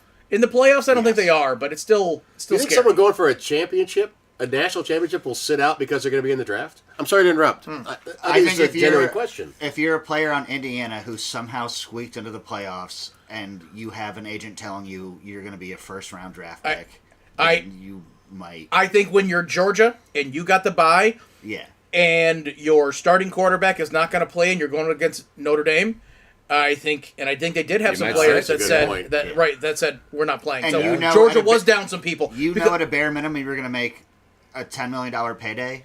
Yep, And exactly. I'm not going to lose to Ohio Yep. State over $10 million. Right. That's what insurance is for. However, one of the best things that happened going back to the Peach Bowl with Arizona State, one of the best things happened in that game, and that's Cam Scatterbo that you were mentioning before, their running back, who put up stats Oh, fuck. that are fucking insane. And almost entirely in the second half. He had 8 catches for 99 yards. One of them was a 62-yard run. He had 30 carries for 143 yards, 2 of them being touchdowns. He also had a 42-yard pass Tutty for a pass. touchdown. Yep. He also barfed. skip, skibbity-boo. He also barfed in a trash can at Yeah. one point. And I it don't got get, better afterwards. that man was fired up. You gotta love the energy. I don't know where he lists on the draft board. He'll be like now. a fourth Yeah, round pick. yeah, So- but even still, with that intensity, that means that he's going to show up to practice. He's going to be there pushing and grinding. So- I going in with the right attitude, I love. Yep. I saw Mike Schlereth on one of the morning sports shows was He's talking okay about usually, him. yeah. He is, but he was talking about this guy, and he's like, everyone's talking about the limitations he has in the pros, and he's like, guys, I'm sorry. Belichick had it right when he said, don't tell me what the guy can't do. Yep. Tell me what he can, and I'll find a way to make him work for 7 to 9 plays a game, And, like- they'll be successful. Yeah. He's And that got- is exactly the way to look at it with a guy like this. Yeah. Kyle Juszczyk is not huge overall for the 49ers scheme. He comes through with touchdowns and big blocks every fucking season. Yeah. Yep. Don't ask what you can't do. Show me what he can. And Scatterbo's put up great numbers all fucking season. yes, You and he know? can catch so But like well. his He's a stats on weapon. this game, like that was one of the few bowl games I watched the entire thing, and I was like, I thought this guy was a big fucking deal. What's going Yeah. on? And like most of his stats were like second half. So to put up those fucking numbers in 2 quarters, like Jesus, you know. Yep. And he was also fun as shit to watch. You Yeah. know, he's like the tight end version of like a young McCaffrey. you Yeah, know? Yeah. It was really Yeah. fucking cool. Oh, he's you a know? running back. He's a fullback, for sure. Wait, He's a Scatterbo? fullback. Yeah, He'll be a fullback, I think. Oh, But I he thought played he was a running back. But like he lined up as a fullback, as a running Oh, back, yeah, as yeah, a yeah, receiver, yeah, as yeah. a tight end. Like Oh, yeah, yeah, Jesus, yeah. you know. But as fans, we love flashy plays, but a coach will tell you, look at that block that Kyle Juszczyk just Yeah. laid. Oh, yeah. 30 yards look, downfield. he's, How big of an impact this Yeah. had. No, he's He- 5'11", 215. He's a 5'11", running back. He's a running back. Yeah. Did He's, he? he's Rex Burkhead version 3.0. Yeah. Did he play way bigger? Yes, he did. Yes, he did. Now, is that also what's going to get him, potentially killed in the NFL? Absolutely. Possibly. But he'll go out on his fucking shield. That's for But sure. as a so. third down back that can Yeah. block and catch the ball out Yeah. of the backfield, Yeah. he can have a career doing Yeah. that. And he loves to hit people. Yes, he does. Yes, he does. He can have a long career doing that. Yeah. All right, so we're gonna jump to the NBA. D'Angelo Russell was Russell? traded from the Lakers to the New York Nets, and in his first game, he promptly showed Ben Simmons how easy it is to score and assist and rebound and steal and block by matching or beating every single stat that he had. Ben Simmons played playing? 25 minutes. D'Angelo Russell came off the bench in his first game with New York. He played 26 minutes. So we're talking We're talking even Steven here. He had an extra 60 seconds. I don't know. Yeah. Ben Simmons was 1 for 6 shooting overall. He got 2 rebounds, 6 assists, a steal, and 2 points.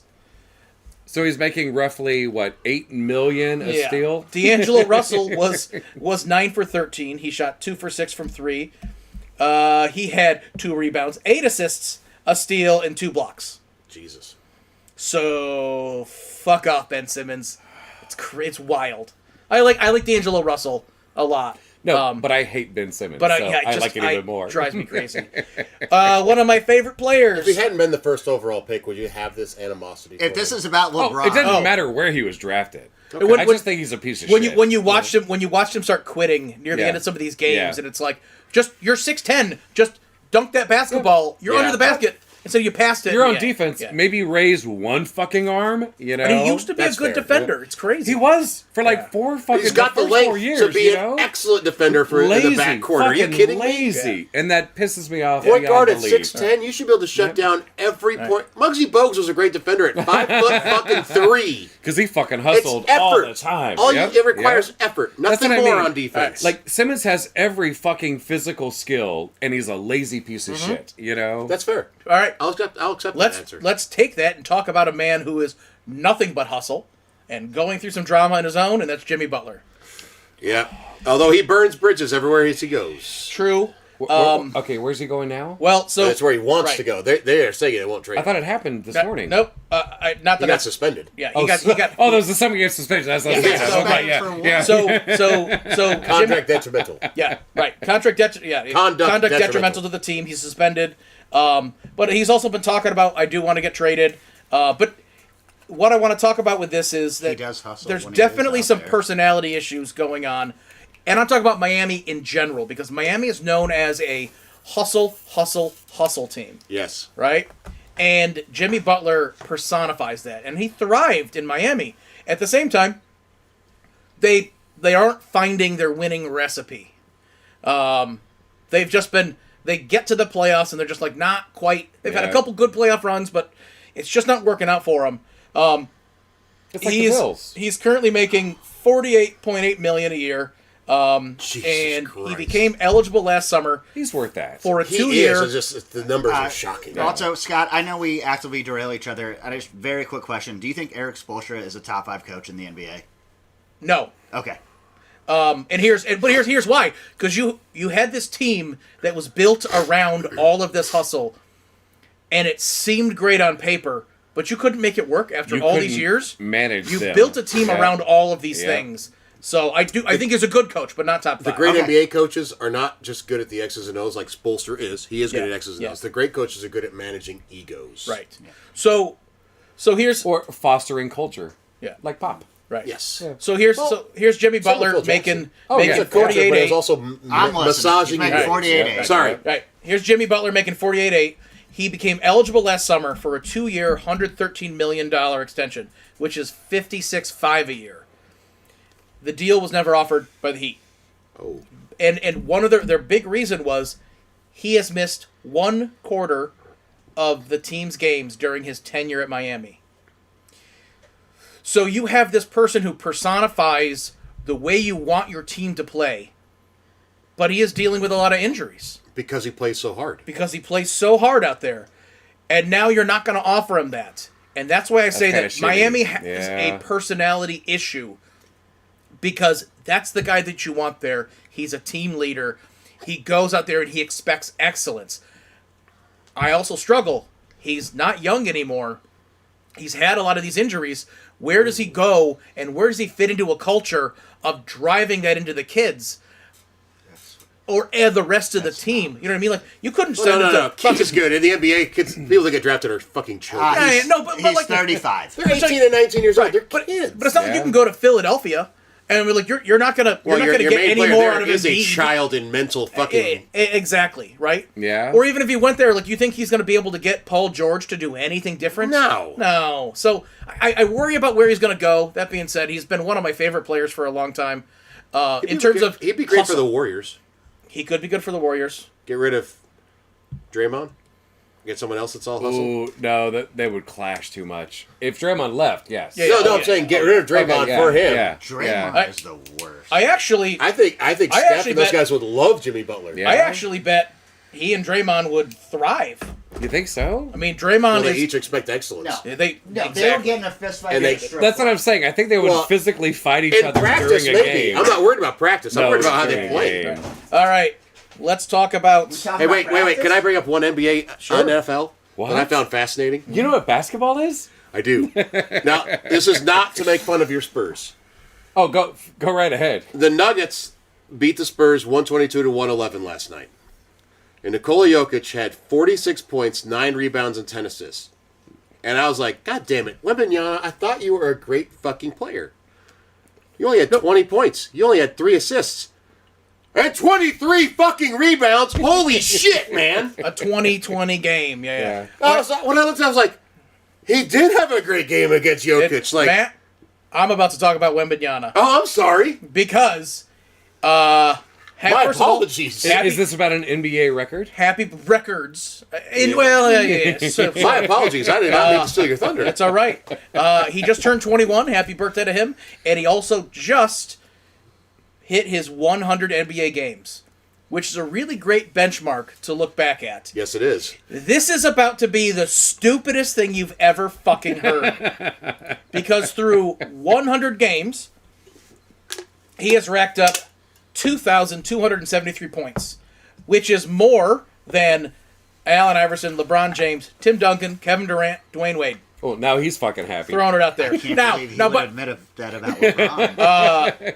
he has 1,053 rebounds, which is more than Andre Drummond, Anthony Davis, Karl Malone, Charles Barkley, Kevin Garnett. Yeah, He That's has a hell of a list, 366 blocks, which is more than Shaq, Alonzo Mourning, Mutombo, Olajuwon, Tim Duncan. If you don't know, those are some of the best blockers of all time. Yeah, on Especially his Mutombo. on his assists, on his R.I.P. to a real one assists, there. he has 380. He's averaging almost 4 assists a game, 386 a game. Steals, 118 steals. He had over 1.2 steals a game. And oh, by the way, his 3-point shooting, 225 3-pointers made, which is more than Clay, Steph, Kyrie, Harden, and Durant did in their first 100 games. Oh, I'm well aware of all these. So, This, like, the shit that he's doing. so Oh, one other thing. okay. One other thing. He is the 7th player in the last 45 years to have, in terms of points, over the 2,278, the 7th player to have that level of points. Michael Jordan, number 1. Zion Williamson, actually. He's a very 2,524. He's a very great Yeah. scorer. Yeah. David Robinson, 2,476. Hall of Famer. Shaquille O'Neal, 2,427. Luka Doncic, Hall of Fame. 2332, and Terry Cummings, 2305. That one's surprising. So what That is you're surprising. saying with your own words is he's better than LeBron at this point I- in his career. You're just clinging to that one stat. Yeah. You cannot compare small forwards and centers any more than you can shooting guards and small forwards. His words, not mine. I don't know why you think I'm the biggest LeBron fan. Jesus Christ. It just, the numbers that he's doing are absolutely insane. So this is wasted now, but little trivia tidbit. Only 4 times in NBA history has a player recorded 4 or more blocks and 4 or more 3-pointers made in consecutive games. Name the 4 players. Duncan. David Robinson, probably. Jokic. Nope. Jokic isn't one? Nope. Is Duncan not one of them? Nope. Manute Bol. Nope. Oh, that's surprising. He shot a lot of 3-pointers for a big man back in the day. don't know. Arvidas Sabonis? Kareem? Nope. I thought you guys would be all over this. Not Kareem? Wembanyama, wait. Wembanyama. Oh, okay. Oh, it's He's all the him. only guy to have ever done it. Yeah. So all right. So here's a few. Like, first of all, he's the second most in terms of points, rebounds, and block totals, behind David Robinson. So Spurs are doing something right there. He has more points than LeBron and Kevin Durant. More blocks than Mutombo Olajuwon, right? Anytime something is more than a run, he's the grin on your face. He's the you know? first player to average 20-plus points, 10-plus rebounds, 3-plus blocks in less than 30 minutes a game. He's the first player to record 1,500 points, 250 blocks, 103 points made in a season. The first player to record 30-plus points, 15-plus rebounds, 5 assists, 5 blocks, and 5 3-points made in a game. The first rookie to record 300 combined blocks and steals since 92-93. The second player to record a 25-point game, 10 rebound, 5 assists, 5 block, 5 steal. And the second rookie to record the 5x5 game. So, this kid is fucking generational. Dude. Yeah. And we need to keep him as healthy as possible. They said that before. Holy shit. And I had high hopes, but fuck, he is surpassing expectations. It's wild. Yep. Because that team is garbage. Like, they are. I mean, like Chris Paul helps, but garbage. And he's still fucking doing it. Yep. Like, Yep. I just pray he wants to stick around, you know? What you would get for him in trade Oh, my God. would be, and like, if you want to I know, rebuild but- that team, I know, I get it. You want him to be there. That's the thing, is the I'm star a power team he's going to builder bring. guy, you know? Yeah, for sure. No. But, like, You with Pop keep him. probably never coaching again. But there's also going to be Oh. players that say, "Oh, like a veteran who's like a Chris Paul, like I'll go to the Spurs. Yeah. Fuck yeah, man. Yeah. Like, so that's the best Someone part a about, little bit younger than Chris Paul. but like, you know? but even Yeah. still, You never consider trading him. Ever. No, you just hope he wants to stay. You Yes, know? absolutely. And he kind of, to me, fits that. Granted, I thought the same thing about what's his he name with the Clippers does. now, Harden? why? Kawhi Leonard. I thought he Oh, would stay with the yeah. Spurs forever. Also, I thought he was the same mentality. But Wembanyama right now, so far, strikes me as someone from the outside looking in. But that's the culture that Pop built over the last I agree, 30 but fucking years. Pop you know? also has assistant coaches that can continue that. Yeah. Yeah. At least But he it's should, not him. because that's Oh, they have, okay. yeah. But Steve Kerr came from mean- the Pop coaching tree. Like, he has guys Yeah. beneath him that should, you hope, and I realize it's never a guaranteed thing, are able to continue that same thing moving forward. Yeah. That's I what the hope- great coaches do for their assistants.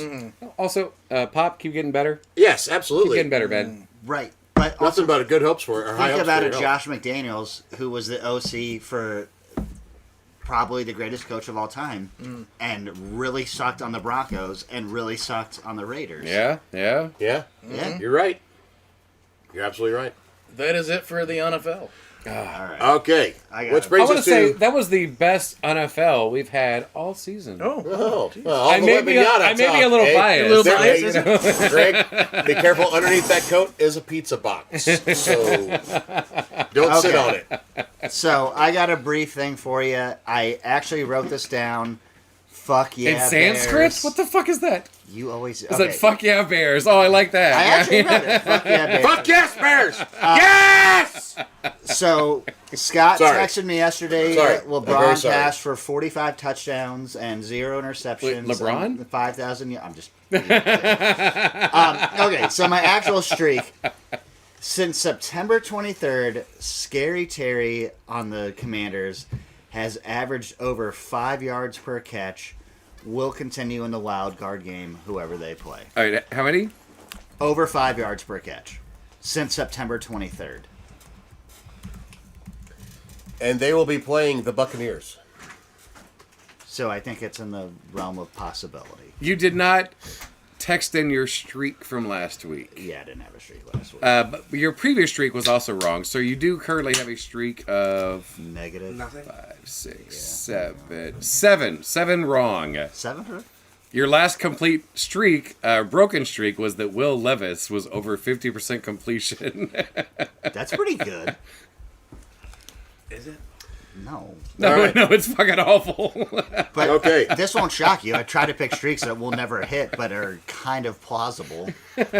So Strongest in the I do not have a just the worst this week. I have a just the best. Ooh. So my question is, do any of y'all have a just the worst to talk about before we get to just the best? I honestly, like, I comb through everything else, and I'm like, I really don't. Like, the college football bowls were so fucking fun. The playoffs were so fucking good. The games this week were great. Like, I really don't have a just the worst. There was one thing I wanted to talk about for just the worst. It was about two coaches that got into an argument this NFL past coaches? week. No, it was in a bowl game. I'm gonna have to try to yeah, find one it of the now. one of the coaches ran out in the field and taunted the other coach. Yeah, one of his players was hurt. It was- South Carolina and Illinois were playing. During or after? It was during the game. So the third quarter of the game, Illini leading 14-10. A member of Illinois' team went down with an injury. The head coach, Brett Bielema, went to the field to look at the player, and while he was checking on his player, looked to the South Carolina sideline and taunted the Gamecocks with an injury motion of some sort. Like, no, it was he was making the substitution sign. Yeah. Hey, better bring someone else in.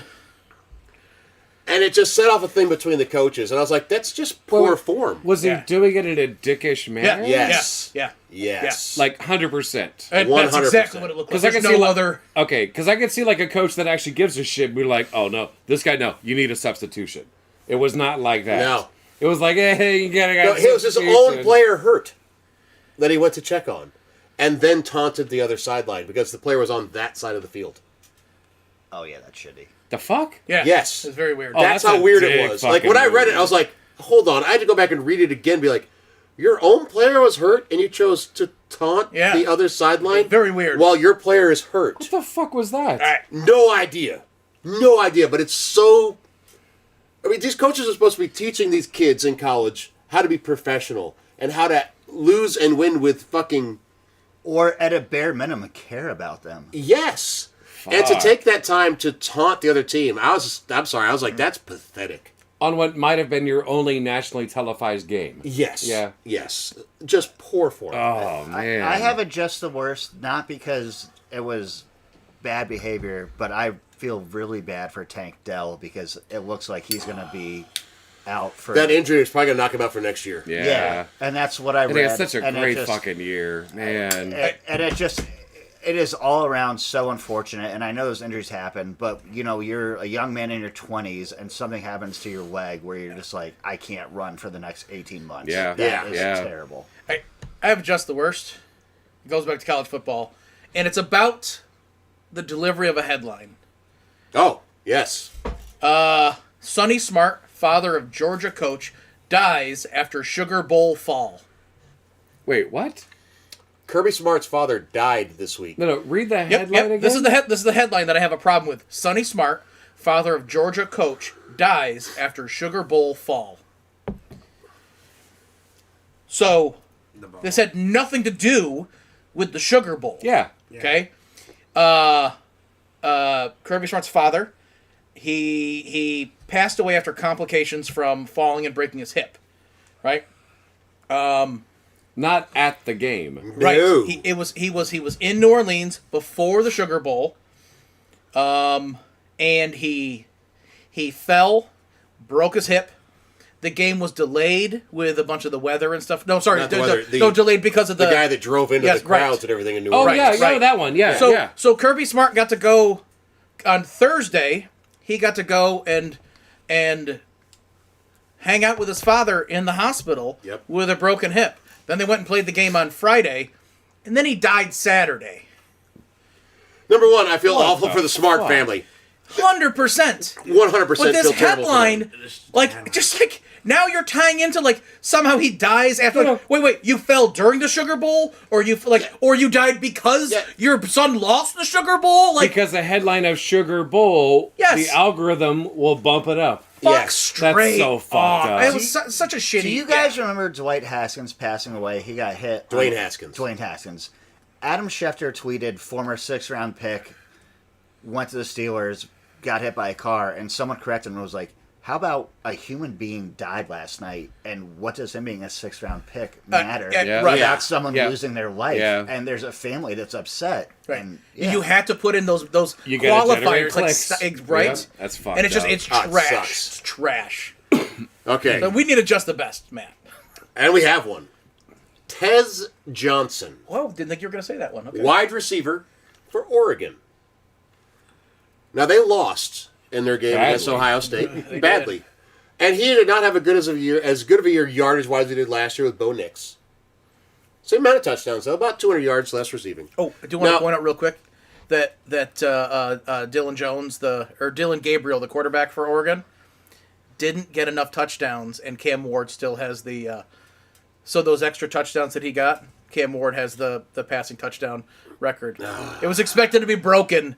That was the guy that only played he half was the on game, pace to- and he stopped after midway through. Yeah.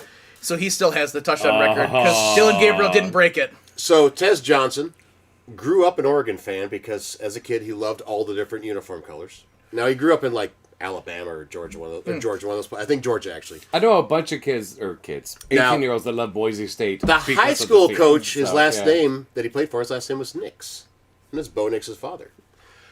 Tez Johnson, his mom was a single mother, struggling to pay bills and everything, and so they didn't adopt her or anything. He doesn't call them mom or dad, but the Nix family did I take read him in about that. Yeah. and helped to give him a stable place to live while he played in high school.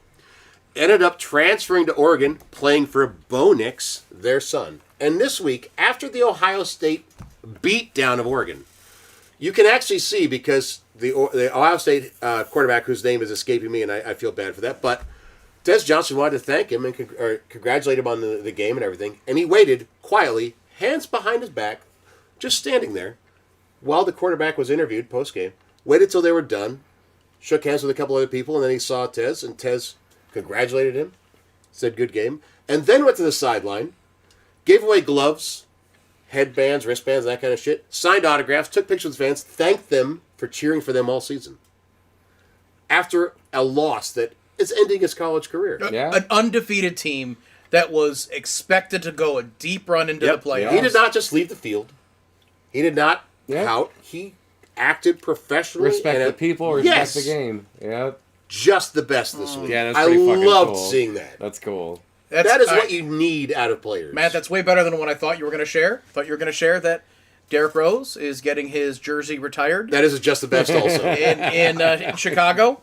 And what's great about that is And he deserves it. He Holy played shit, like- he deserves it. 7 seasons in Chicago. Yeah. 7 or 8. Youngest Right. MVP in the But history he, of the but league. like he went on to go play for a lot of other teams, but that's the impact he left. But Yeah. just and they literally said, "You're the only person who could ever wear this jersey is your son." think Oh, I like that. think of a player who just was cut down by injury, but holy Oh, shit! yeah, In yeah. 2010, he was the best player in the league. Well, not 2010. That was like 2008. When people 2000. talk prime, like the term "prime D Rose," Yeah. like Yeah, it exists for but a it reason. just- Yep. He was the best player in the league for a year, like hands down, and then he just got mired with. Yeah. Two knee injuries in a row He did him could in. not catch a break. But you But know what my- he did? Yeah, He would go to these teams and he would be a mentor out there. Yep. He started playing off the bench. Okay. And he went out there and he played his balls off and he mentored kids. And also, as a fan of the Bulls, and it fucking crushed me when he got hurt. That guy never did a single thing off the court to embarrass the team either, or the league for that matter. Always was a professional. He always said team first. But like someone that is like that caliber of talent, and then like instantly, I mean, really instantly, was like, I can't do what I used to be able to do. I just can't. no, And yet he would still occasionally go off for turn into a 40 piece points. of shit. And No. like, oh, look, actually gives a fuck about the game and your team. You know? And actually, you can watch on YouTube or on TikTok, Ray, that them informing him, and he has to walk off stage from there, or walk off camera a bit. He was taken so much aback by it. It was great. Oh, I'm sure. Yeah. But yeah, no, Tez. I loved hearing that about Tez this week, and then Yeah, I that was watched fucking the cool. video of it. I'm like, that's awesome. That's what you want the kids to see. Yep. That's what you want Yeah, to it's see. a beautiful one. Also, my notebook is done, guys. Like that's a full season of Half the Distance Live. Yeah. Christ. Love it. Did you put in there that Texas State won 2 straight bowl games? All right, hold on. Just the best Oh, yeah, sorry, Best. Sorry. for the chair. It matters. They're like only No, recently a D1 school. It's great. I mean, they beat fucking North Texas, and last year they beat fucking that's a Rice. powerhouse. Those are two powerhouses. I also want to throw one other just the best, and this is being a little mean to a team I don't give a fuck Imagine about. how happy you'd be if Radford won Alabama. back-to-back bowl games. Alabama, who said don't have we a football. deserve Yeah. to be in the playoffs. We should be playing for a championship. Who'd they lose to in their bowl game this year again? Oh, was it Michigan for the second straight year? Yep. Oh! By the way, they have They lost. also They lost lost to Michigan Oklahoma. twice in 1 year. Yep. Yes, they They did. played Yeah. in January last year. The playoff system is fucking better. Oh, by the way, It's UT way is part of the fucking better. SEC, so they still get to take credit for that. But it's their first year in there, so fuck that. I mean, I'm glad for them. You know? Yeah, I'm not. Well, because you're a tech guy. Yeah, that's right. But yeah, that's my just the best for this week. And nice call out on the Derrick Rose. I considered it, but I like that Tez one. That Tez one a lot. That's a really nice one. Okay. There's only 6 games next week. 3 games in each conference. The Chiefs get the bye, and the winner of tonight's game will get the bye. Either the Lions or the Vikings, which The loser drops to 5th. Right. I have to give. You know what? I have to give it just the best to the NFL scheduling, and also whoever is writing the script for this season. They made this last week Oh. so much fun. The Bears beating the Packers to knock them down to the fucking 7th seed after they take on the Eagles. The Broncos playing to get in for on the last game of the week. There are so many. The Vikings and the Lions. Like, Yeah, right. Do we agree there's a script? Oh no, not really. I don't really. no, Okay. no. There's not a script. I'm not a flat earther. I want to call it the Goodell wish list. Okay. Yeah. There we go. Yeah. That I will agree with, because all these, like the entire AFC North playing yesterday to where all the games kind of mattered. Yeah, Like, yeah. I'm gonna go home and fly straight to Australia. And And only watch Australian news football for the next 3 weeks. I think there's some sort of a narrative, but all right. But let's go over next week's games. So we know Packers are going to be Wait, playing. I'm sorry. Before we do that, Oh, we've yeah. been tracking all regular yeah. season, our picks You know, it's funny. for who is the winner of the season. You didn't care so much to remind me until you had your massive comeback. That's what she said. Full Kim Kardashian. Full Kim Kardashian, my friend. So we make picks every week. So far, wouldn't let him. in last place is Eric with 145 correct picks. Yeah, that tracks. I'm in third with 150. By the way, sir, you were the only one to pick the Panthers and the Patriots this week. You did it! You did it! You should thank my coin flip app, my friend. Yeah. Scotty, who was Thank you, dominating Maddie. for the first 10 weeks of the season, you're at 165, Yeah. and Matt's at 169. So he's not dominating anymore. 69. Nice. Hey, nice. Only one. Just 169. So Hey, that's do it just- right, That's one's all sucking you need. yourself off. A 169 is just sucking yourself off. Well, congratulations. So good sir. job removing those ribs. There you go. Marilyn Manson myself. Internet rumors before the internet. Oh my god. Fantastic. Crazy, isn't it? I don't know. We don't know the times, the days yet, but the Packers are playing in Philly. Give me Philly on that one. I'm going to take Philly also. I will say that the Packers, I'm going to give a bit of a puncher's chance as long as Jordan Love is healthy, only because Philly is great at shutting down very much your primary wide receiver. The Packers don't have a primary wide receiver. What? They don't. about? They have a very good wide receiver room with not a single alpha. Yep. However, what has really been the engine for their offense this season is Josh Jacobs. Mm-hmm. And one thing that the Eagles do really well is stop the run. Their defensive front with Jalen Carter is excellent. But also, look, when you talk about not having a primary wide receiver, the cornerback room for the Eagles is really stacked. Yeah, you don't really have a primary cornerback either. No. But You have a couple. they're You have not two very amazing. good rookies. They're all very good. Yeah. Yeah. Quinion Mitchell. So you can't target and, one side of the field. The white kid out of Cooper DeJean. Yep. Yeah, Yeah. DeJean. yeah. I'm going to say the Eagles. Number one, because fuck the Packers. Obviously. But also, this is also hoping that Jalen Hurts plays. I think he will. It's been enough weeks, I think, since They the got concussion. 2 weeks. 2 weeks out. I mean, that's like he you know, should. Yeah. Saquon getting a chance to rest up a bit. A.J. Brown. I'm sorry. I don't The see it Eagles have happening. so Yeah. many weapons, and I'm just so happy that the Bears made sure the Packers had to travel to Philadelphia for that. I'm just ecstatic. I won't lie. I'm so happy. It's nice. Yeah. Yeah. Feels good. Feels good to get finally another win for the team. While Scotty's blowing himself, put me down for the Packers. Really? Yeah. All right. What am I blowing myself for? Picking the Eagles. Enjoyment? I don't know. I don't know. I just don't see a world where the Packers can beat the Eagles. They did in Yeah. week one.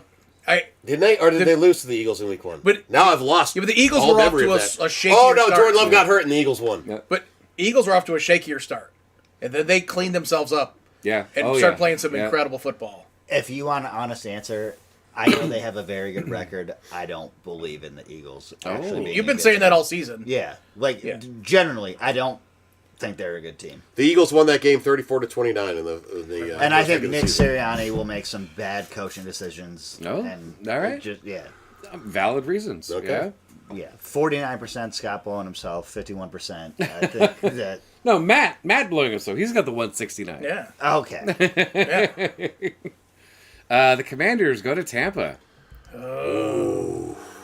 I tell you what, if the Commanders can't run the ball better with Brian Robinson Jr. and Austin Eckler this next week, they're done. Put me down for Tampa. My heart wants to say Baker Mayfield and Mike Evans get a win and surprise a team in the first round of the playoffs like they did last year. I really do. That's your heart. I'm going with my heart. I want the Bucks to win it. I don't care. I want the just, I want the.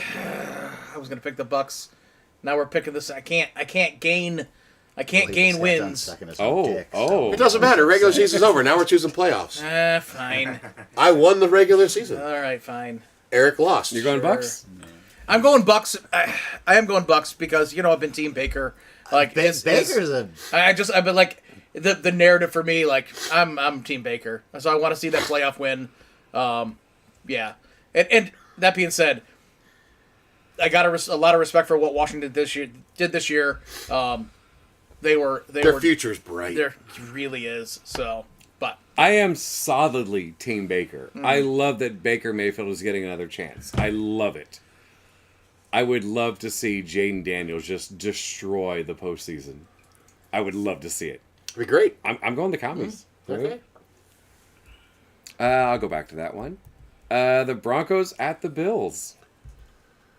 Ooh, this is tough because the Bills, You know you just gotta like go the Broncos. Packers, don't have a primary wide receiver for I Sertan to don't shut feel down that will confident about I this. know. That's why you got completely impact the game. you if that can't makes immobilize sense. their game. Yes, Yeah. because they don't have a primary Yeah. wide receiver. Josh Allen is their primary playmaker. The Broncos have a great defensive front also that rotates very well. I love the Bills Not gonna be good. wide receivers. I like Marvin Mims. I like Cortland Sutton. It's their lack of a running game that scares the shit Yeah. out of me. Yeah. Because Like- Bo Nix is their primary runner. Because McLaughlin is so in and out. And you never Estime know. it just doesn't get enough No, carries to get no, anything yeah. going. And Cook has had such a good season. well, and Ray coming in behind him. yeah, You Ray know. Davis. I'm Bills on this one.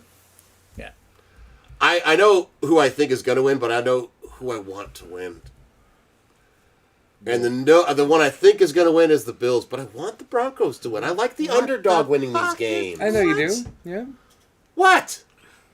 What's wrong with rooting for the underdog? I'm picking the Broncos to win because I want him to get his tears out before we go deep into the playoffs. Oh, so you're hoping for the good thing for Eric. You know he's choosing the Broncos, right? No, you're not. No fucking way. Yes. In no world do the Broncos No. beat the Bills. It's plausible. No.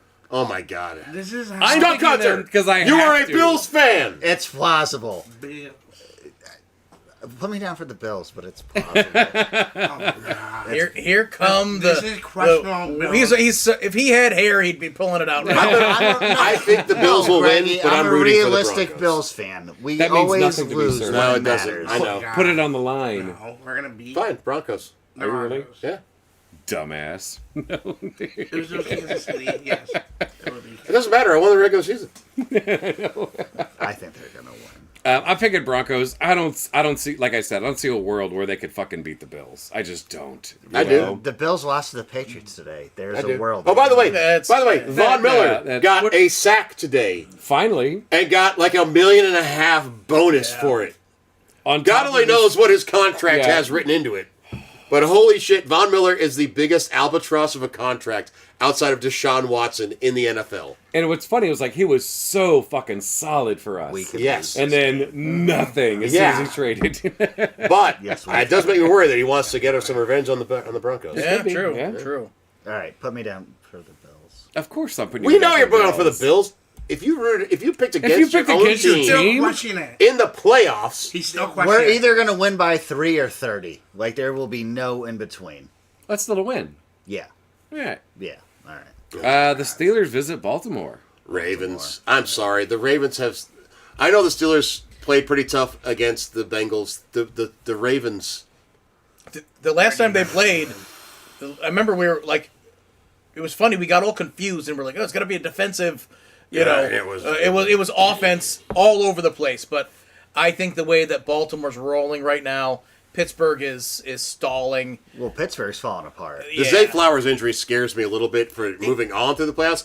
But Lamar Jackson, after the end of this last game, they asked him about that 4,900 club. He's like, listen, I'm happy about our season, but he wasn't wearing any of the AFC North Championship gear or anything. He's like, we have a wild card game to win next week. That's what I'm focused on. Yeah. So I say, because he is fucking ready and focused, I say the Ravens win this game. Yep. So this is subjective. I want Josh Allen to get the MVP, but Lamar is playing out of his mind. And he's deserving of the MVP, should they give it to him. Yeah, if he wins, I wouldn't tell you. I think this is not. If it's You wouldn't if, call bullshit on it? Yeah. No. Yeah, Yeah. I think it's fair. That's Yeah. fair. Yeah. Absolutely. The Chargers go to Houston. Jesus, I mean, Houston overall, I mean, right now though, it's like it's exactly. it's two ships crossing in the Yeah. night there. Yeah. I'm going to go with the Chargers. I don't know why. I- It may not make any sense. the way the Chargers are playing. If you had somebody who's a better ask me who the better quarterback is. Like, Stroud's good. Herbert's playing better. Yeah, oh, way better. Who has a better Yeah. running back? That's Put me that's down the because Texans. But if Harbaugh you is want the to, coach. right there you go. Yeah, just for Harbaugh. Harbaugh alone Yeah. is what's Yeah, giving put the me down edge in because my Harbaugh mind. is Yeah. the coach. Don't I like DeMeco Ryans a lot, and he's done great things with the team. Yeah, but But- they've had so many injuries on the offense that they have not Yeah. been able to overcome. And I know, after what Detroit's gone through, injuries should not be an excuse at all anymore. You're right, but But And- there are teams that win because they have their key players, and there are two wide receivers, important wide receivers that Texans don't have. yes. Yeah. And losing wide receivers, especially That is your different than second mine. and third wide Yeah. receiver, hurts Yeah. way more. I'm not going to include Hayden Hutchinson in this conversation. Losing him hurts more than either one of them. But saying you're losing like your third linebacker or your third and fourth safety doesn't matter as much as your second and third wide receiver. But you're talking about Aiden Hutchinson is going to be the key to a Super Bowl run for the Lions, where we're talking about just getting past the first run of the team. playoffs. Yeah. Yeah. And I think also, that, I just real quick before Brian continues, Harbaugh went to Stanford. He didn't win a national championship, but he made them very relevant. And then Went to the 49ers. They And did then- not win a Super Bowl. I know he Made didn't them win a Super very Bowl, but he relevant. went to the Super Bowl Yeah. and he made them very relevant. And then he did win a national championship with Michigan, and he's been with the Chargers for 1 year and got them the playoffs. I agree. Like That's coaching matters. very true. And Yeah. a oddly tough division this year. Yeah. Yes, absolutely. So, Scotty, you going Chargers? All right, you charge across the board. In the fucked up scenario, either the Vikings or the Lions will play the Rams in Los And I Angeles. say either the Vikings or the Lions beat the Rams. And that's nothing against the Rams. I'm sorry, just these two teams are so good. Justin Jefferson, fucking Yeah. Yeah. Jordan Addison, TJ Hawkinson, Aaron Jones. They have defensive players that are fantastic. Sam Darnold's had a great year. Or if it's the Lions, Jared Goff, Gibbs, Amon-Ra St. Brown, I think Sam Dan Campbell Laporta. does something really ballsy. And it pays I don't see the NFC North team losing to the Rams. Number one, because the Bears already beat the Rams, and therefore, ergo, NFC North teams are better than the Yeah, Rams. that And that NFL math matches up. sure. I think it would be the upset of the playoffs Ooh, if the Rams It beat really either one. would. Like, oh my it god. really would. It would be like a And few I years wouldn't ago be when the Giants upset beat the about Vikings. it. Yeah, I wouldn't be upset about it, but I'm like, holy shit, you know? So give me the loser of the current game we're watching. Yeah. As the winner. Yeah, that's exactly right. The loser of this game will be the winner of that game. Because we're watching Super Bowl level teams Yes. play each other Yes. right now. Yes. Ooh. What's wrong? I would kind of like to see Minnesota lose and play the Rams, and then lose to the Rams. Okay. I'm going Stafford. I'm going Rams. All right. I'm going Rams. Since this is the last week of the regular season, I think it's worth asking. I always ask at the end of each week, any final thoughts on the week? I would like any final thoughts on the season. Now, for me, it's what it has been each week. I am so happy that the league seems to have so many young quarterbacks that are up and coming. Is that all the games? Yeah. That's all That the was it? games. Okay. There's, got two there's only buys, there's so, only yeah. 3 games on Okay. each side. Yeah, right. I'm so happy to see the NFL seemingly have so many young quarterbacks that appear to have what it takes to be successful, because Yeah. this league needs good quarterback play so badly. I'm going to say in a similar vein, but watching the running backs, The resurgence. right, like, because there was the whole, like, we can do running back by committee, and we don't need to pay him as much. Or when the Lions got panned for drafting Jahmyr Gibbs at number 12 or whatever. Right. And he's just been a Pro Bowler. Yeah. So, to me, like, that game hasn't gone away, right? That the running backs can make the difference. Yeah. And watching the ones surge and thrive, like, I'm loving that part of it too. Don't get me wrong, wide receivers are out there; they're a lot of fun. The getting tight ends involved more and more, Oh, that adds shit. a great level to the game. But yeah, give me some of these running backs for sure. Oh man, that's a great. Good fucking run. Man. Right on time for your running back comment, Yeah, also. shit. Yeah. Fucking huge run by Cam Akers to get down into the fucking 10-yard line area. Holy shit. Well, No, you're right. The resurgence of running backs and the importance. The Derrick Henry going to Ravens. The Saquon Barkley signing by the Eagles. Explosion. Yeah. You know, like, Yeah. it is so nice because, yeah, they're going to have to start paying him more. Deservedly so. Yeah, Yeah. yeah. Like, I'm sorry. You can find flash-in-the-pan rookies that do well, that you pay cheap. To find the guys that consistently perform, Yeah. like these guys have this year, to get these teams to this place. Josh Jacobs by the Packers. Like, Yep. Yeah. Yeah. But then also watching San Francisco with their next running back up. but that is the Shanahan style of offense. Yeah, true. Yes. Yes. True. Very specifically. Which he inherited from his fucking dad. So yeah. Yes. this is He gonna knows be, how to do it with undrafted rookies.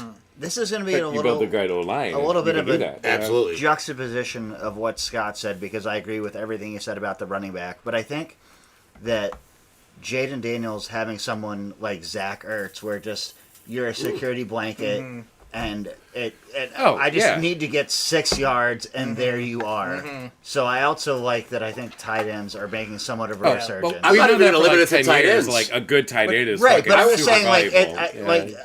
I won't even limit that to tight ends, though. I think one of the great things also outside of the young quarterbacks is the young wide receivers and tight ends from the tight ends from this draft class. Like, Marvin Harrison Jr. had a decent rookie year, nothing great, but Malik Neighbors, great rookie year. Brian Thomas Jr., great rookie year. Odunze, decent rookie year. Brock Bowers, fantastic but like I rookie year. said- Like, there's so many young playmakers in the league now. Yeah. Like, I agree with everything you're saying. I agree with everything Scott said, but there's something about having like a Zach Ertz guy for Jane Daniels, who I've been in the league for 12 years, and guess what? I will be open on Yeah. 3rd and 7, and we will move the chains. And Yeah. I'm glad. Did you listen to last week's? Oh, never mind. It wasn't on the show. Yeah. My celebration at that touchdown to Zach Ertz that won me one of my fantasy leagues. I won 4 of my money leagues, by the way. I don't want to talk about fantasy too much for you. I know you don't pay attention once the regular season ends. No, but I'm just saying, like, I just think there's something to be said about having a savvy vet on your team, regardless of what position that is. That's Oh, fair. That's always Oh, yeah. true. Absolutely. Yeah. Yeah. 100%. Like, the rookies are great, but the vets that really understand the schemes and what they're trying to do on each play, it matters, because just because you're not the primary option on a play doesn't mean it won't matter 2 quarters later in 28 plays, where now, because you weren't the primary on that, they're not going to be focused on you when you're in a similar formation where you are now the primary call. Everything matters in the end in the NFL. The way they call the plays, the way they call the defenses, everything they're trying to scheme to try to confuse the other side, it all matters. And it's an understanding of how that all works together that the vets have that it takes the rookies a lot more time for. Yeah. Which is why when you have someone like Bo Nix with Sean Payton, where he can explain that offensive scheme throughout the season to explain it to him. That's why Bo Nix is playing so well now. He's got an offensive coach who's allowed him to understand why it is that he's calling plays a certain way. Yes, I want you to be very good and accurate on the short dump offs, because they're going to have to come down to the defensive players are going to have to come down to tighter into the box to try to cover the short dump offs. It opens up the deeper plays. It all matters. all of it matters, and it matters very much to have that good coaching to allow those players and the veteran players with them to understand it as players on the field. All of it matters so much. It truly does. It does. Yep. So my just the bet is the savvy vets because Savvy vets. Savvy vets. yeah, like Justin Jefferson will break the game open, but Adam Thielen will get you a first down. And Yep. yeah, Yeah. Yeah. Absolutely. My final just the best is our losing streak is over to the Packers. What? I'm so fucking happy. I think he said our losing streak is about to restart with the Packers. That's what I heard. Okay. Yeah. Yep. Whatever. Whatever. We finally beat them. Holy shit! I can't believe it took that much, and I can't believe I almost had a heart attack today. And they pulled the victory from the jaws of defeat. Yep. Yep. That was a good last Very, week of the very, regular very season. nice last week to the season. I'm so glad. This NFL season's been great. I agree. It's been great. I hope the playoffs can keep up because this regular season's been amazing. Yeah, I definitely don't want to see a bunch of blowouts No. leading up there. And we had a hard time picking these games, and that's for a reason. So the right teams are in the playoffs. Also, my Super Bowl picks are still alive. Chiefs versus Lions is what I picked at the beginning of the season. I think this will end in heartbreak for me, but I think the AFC playoffs will be very compelling and Oh, entertaining. it's Yeah. a murderer's row of Yeah. quarterbacks in the Yeah. AFC. Yeah. Yeah. Murderer's row. The NFC, well, let's see. You got Baker Mayfield. He's playing fantastic. Jalen Hurts can always pull shit out of his ass. You got Matt Stafford. Like, that's Right. much as Sam Darnold playing great and Jared Goff. So it really, you can't, like, Yeah. is that much? But like, any way you but slice it's not it, Patrick Mahomes, Josh Allen, Lamar Jackson, Yeah. like it probably Joe, won't go well. Joe Burrow didn't make it. But if you're watching a game where Lamar is going to Arrowhead or Josh is going to Arrowhead, it's Yeah. probably not going to suck. It's going to be a game. Yeah. Can't wait. I really hope these playoffs match up with how good this regular season has been. All right, any last thoughts before we end the show, guys?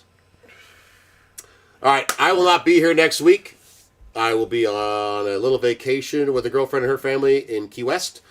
So Scott Nathan Staten will be leading the charge as he did while I was in Germany. I know he loved every bit of it.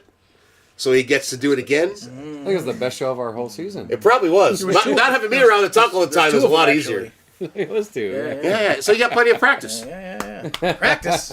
You're going to do great. We're talking You're going to do practice. fantastic. I can't wait to listen to it. I'll see if I can't find a way to call in or do something just to have a little bit of fun. But listen, We'll put our phones on silent. Don't worry. We don't know how to do awesome. it. Thank you very much for listening to us all regular season. We hope you tune back in for the postseason. I do know, based on my schedule that I've already gotten, that I will not work another Sunday until God knows when, because I'm not scheduled at all until our schedule goes till about the Super Bowl, and I'm not working any of those Sundays. Nice. So I'll be available for all the other Sundays to do All right. the show. Yeah, right on. Just won't be here next week. I know you guys will do great, though. And listen, all of our teams have something to be happy about. Malik Neighbors, fantastic rookie year. Really bright spot on the offense moving forward. Awesome. I am very happy about Caleb Williams. I think he's going to have a good career. Bo Nix, looking fantastic. Broncos made the playoffs.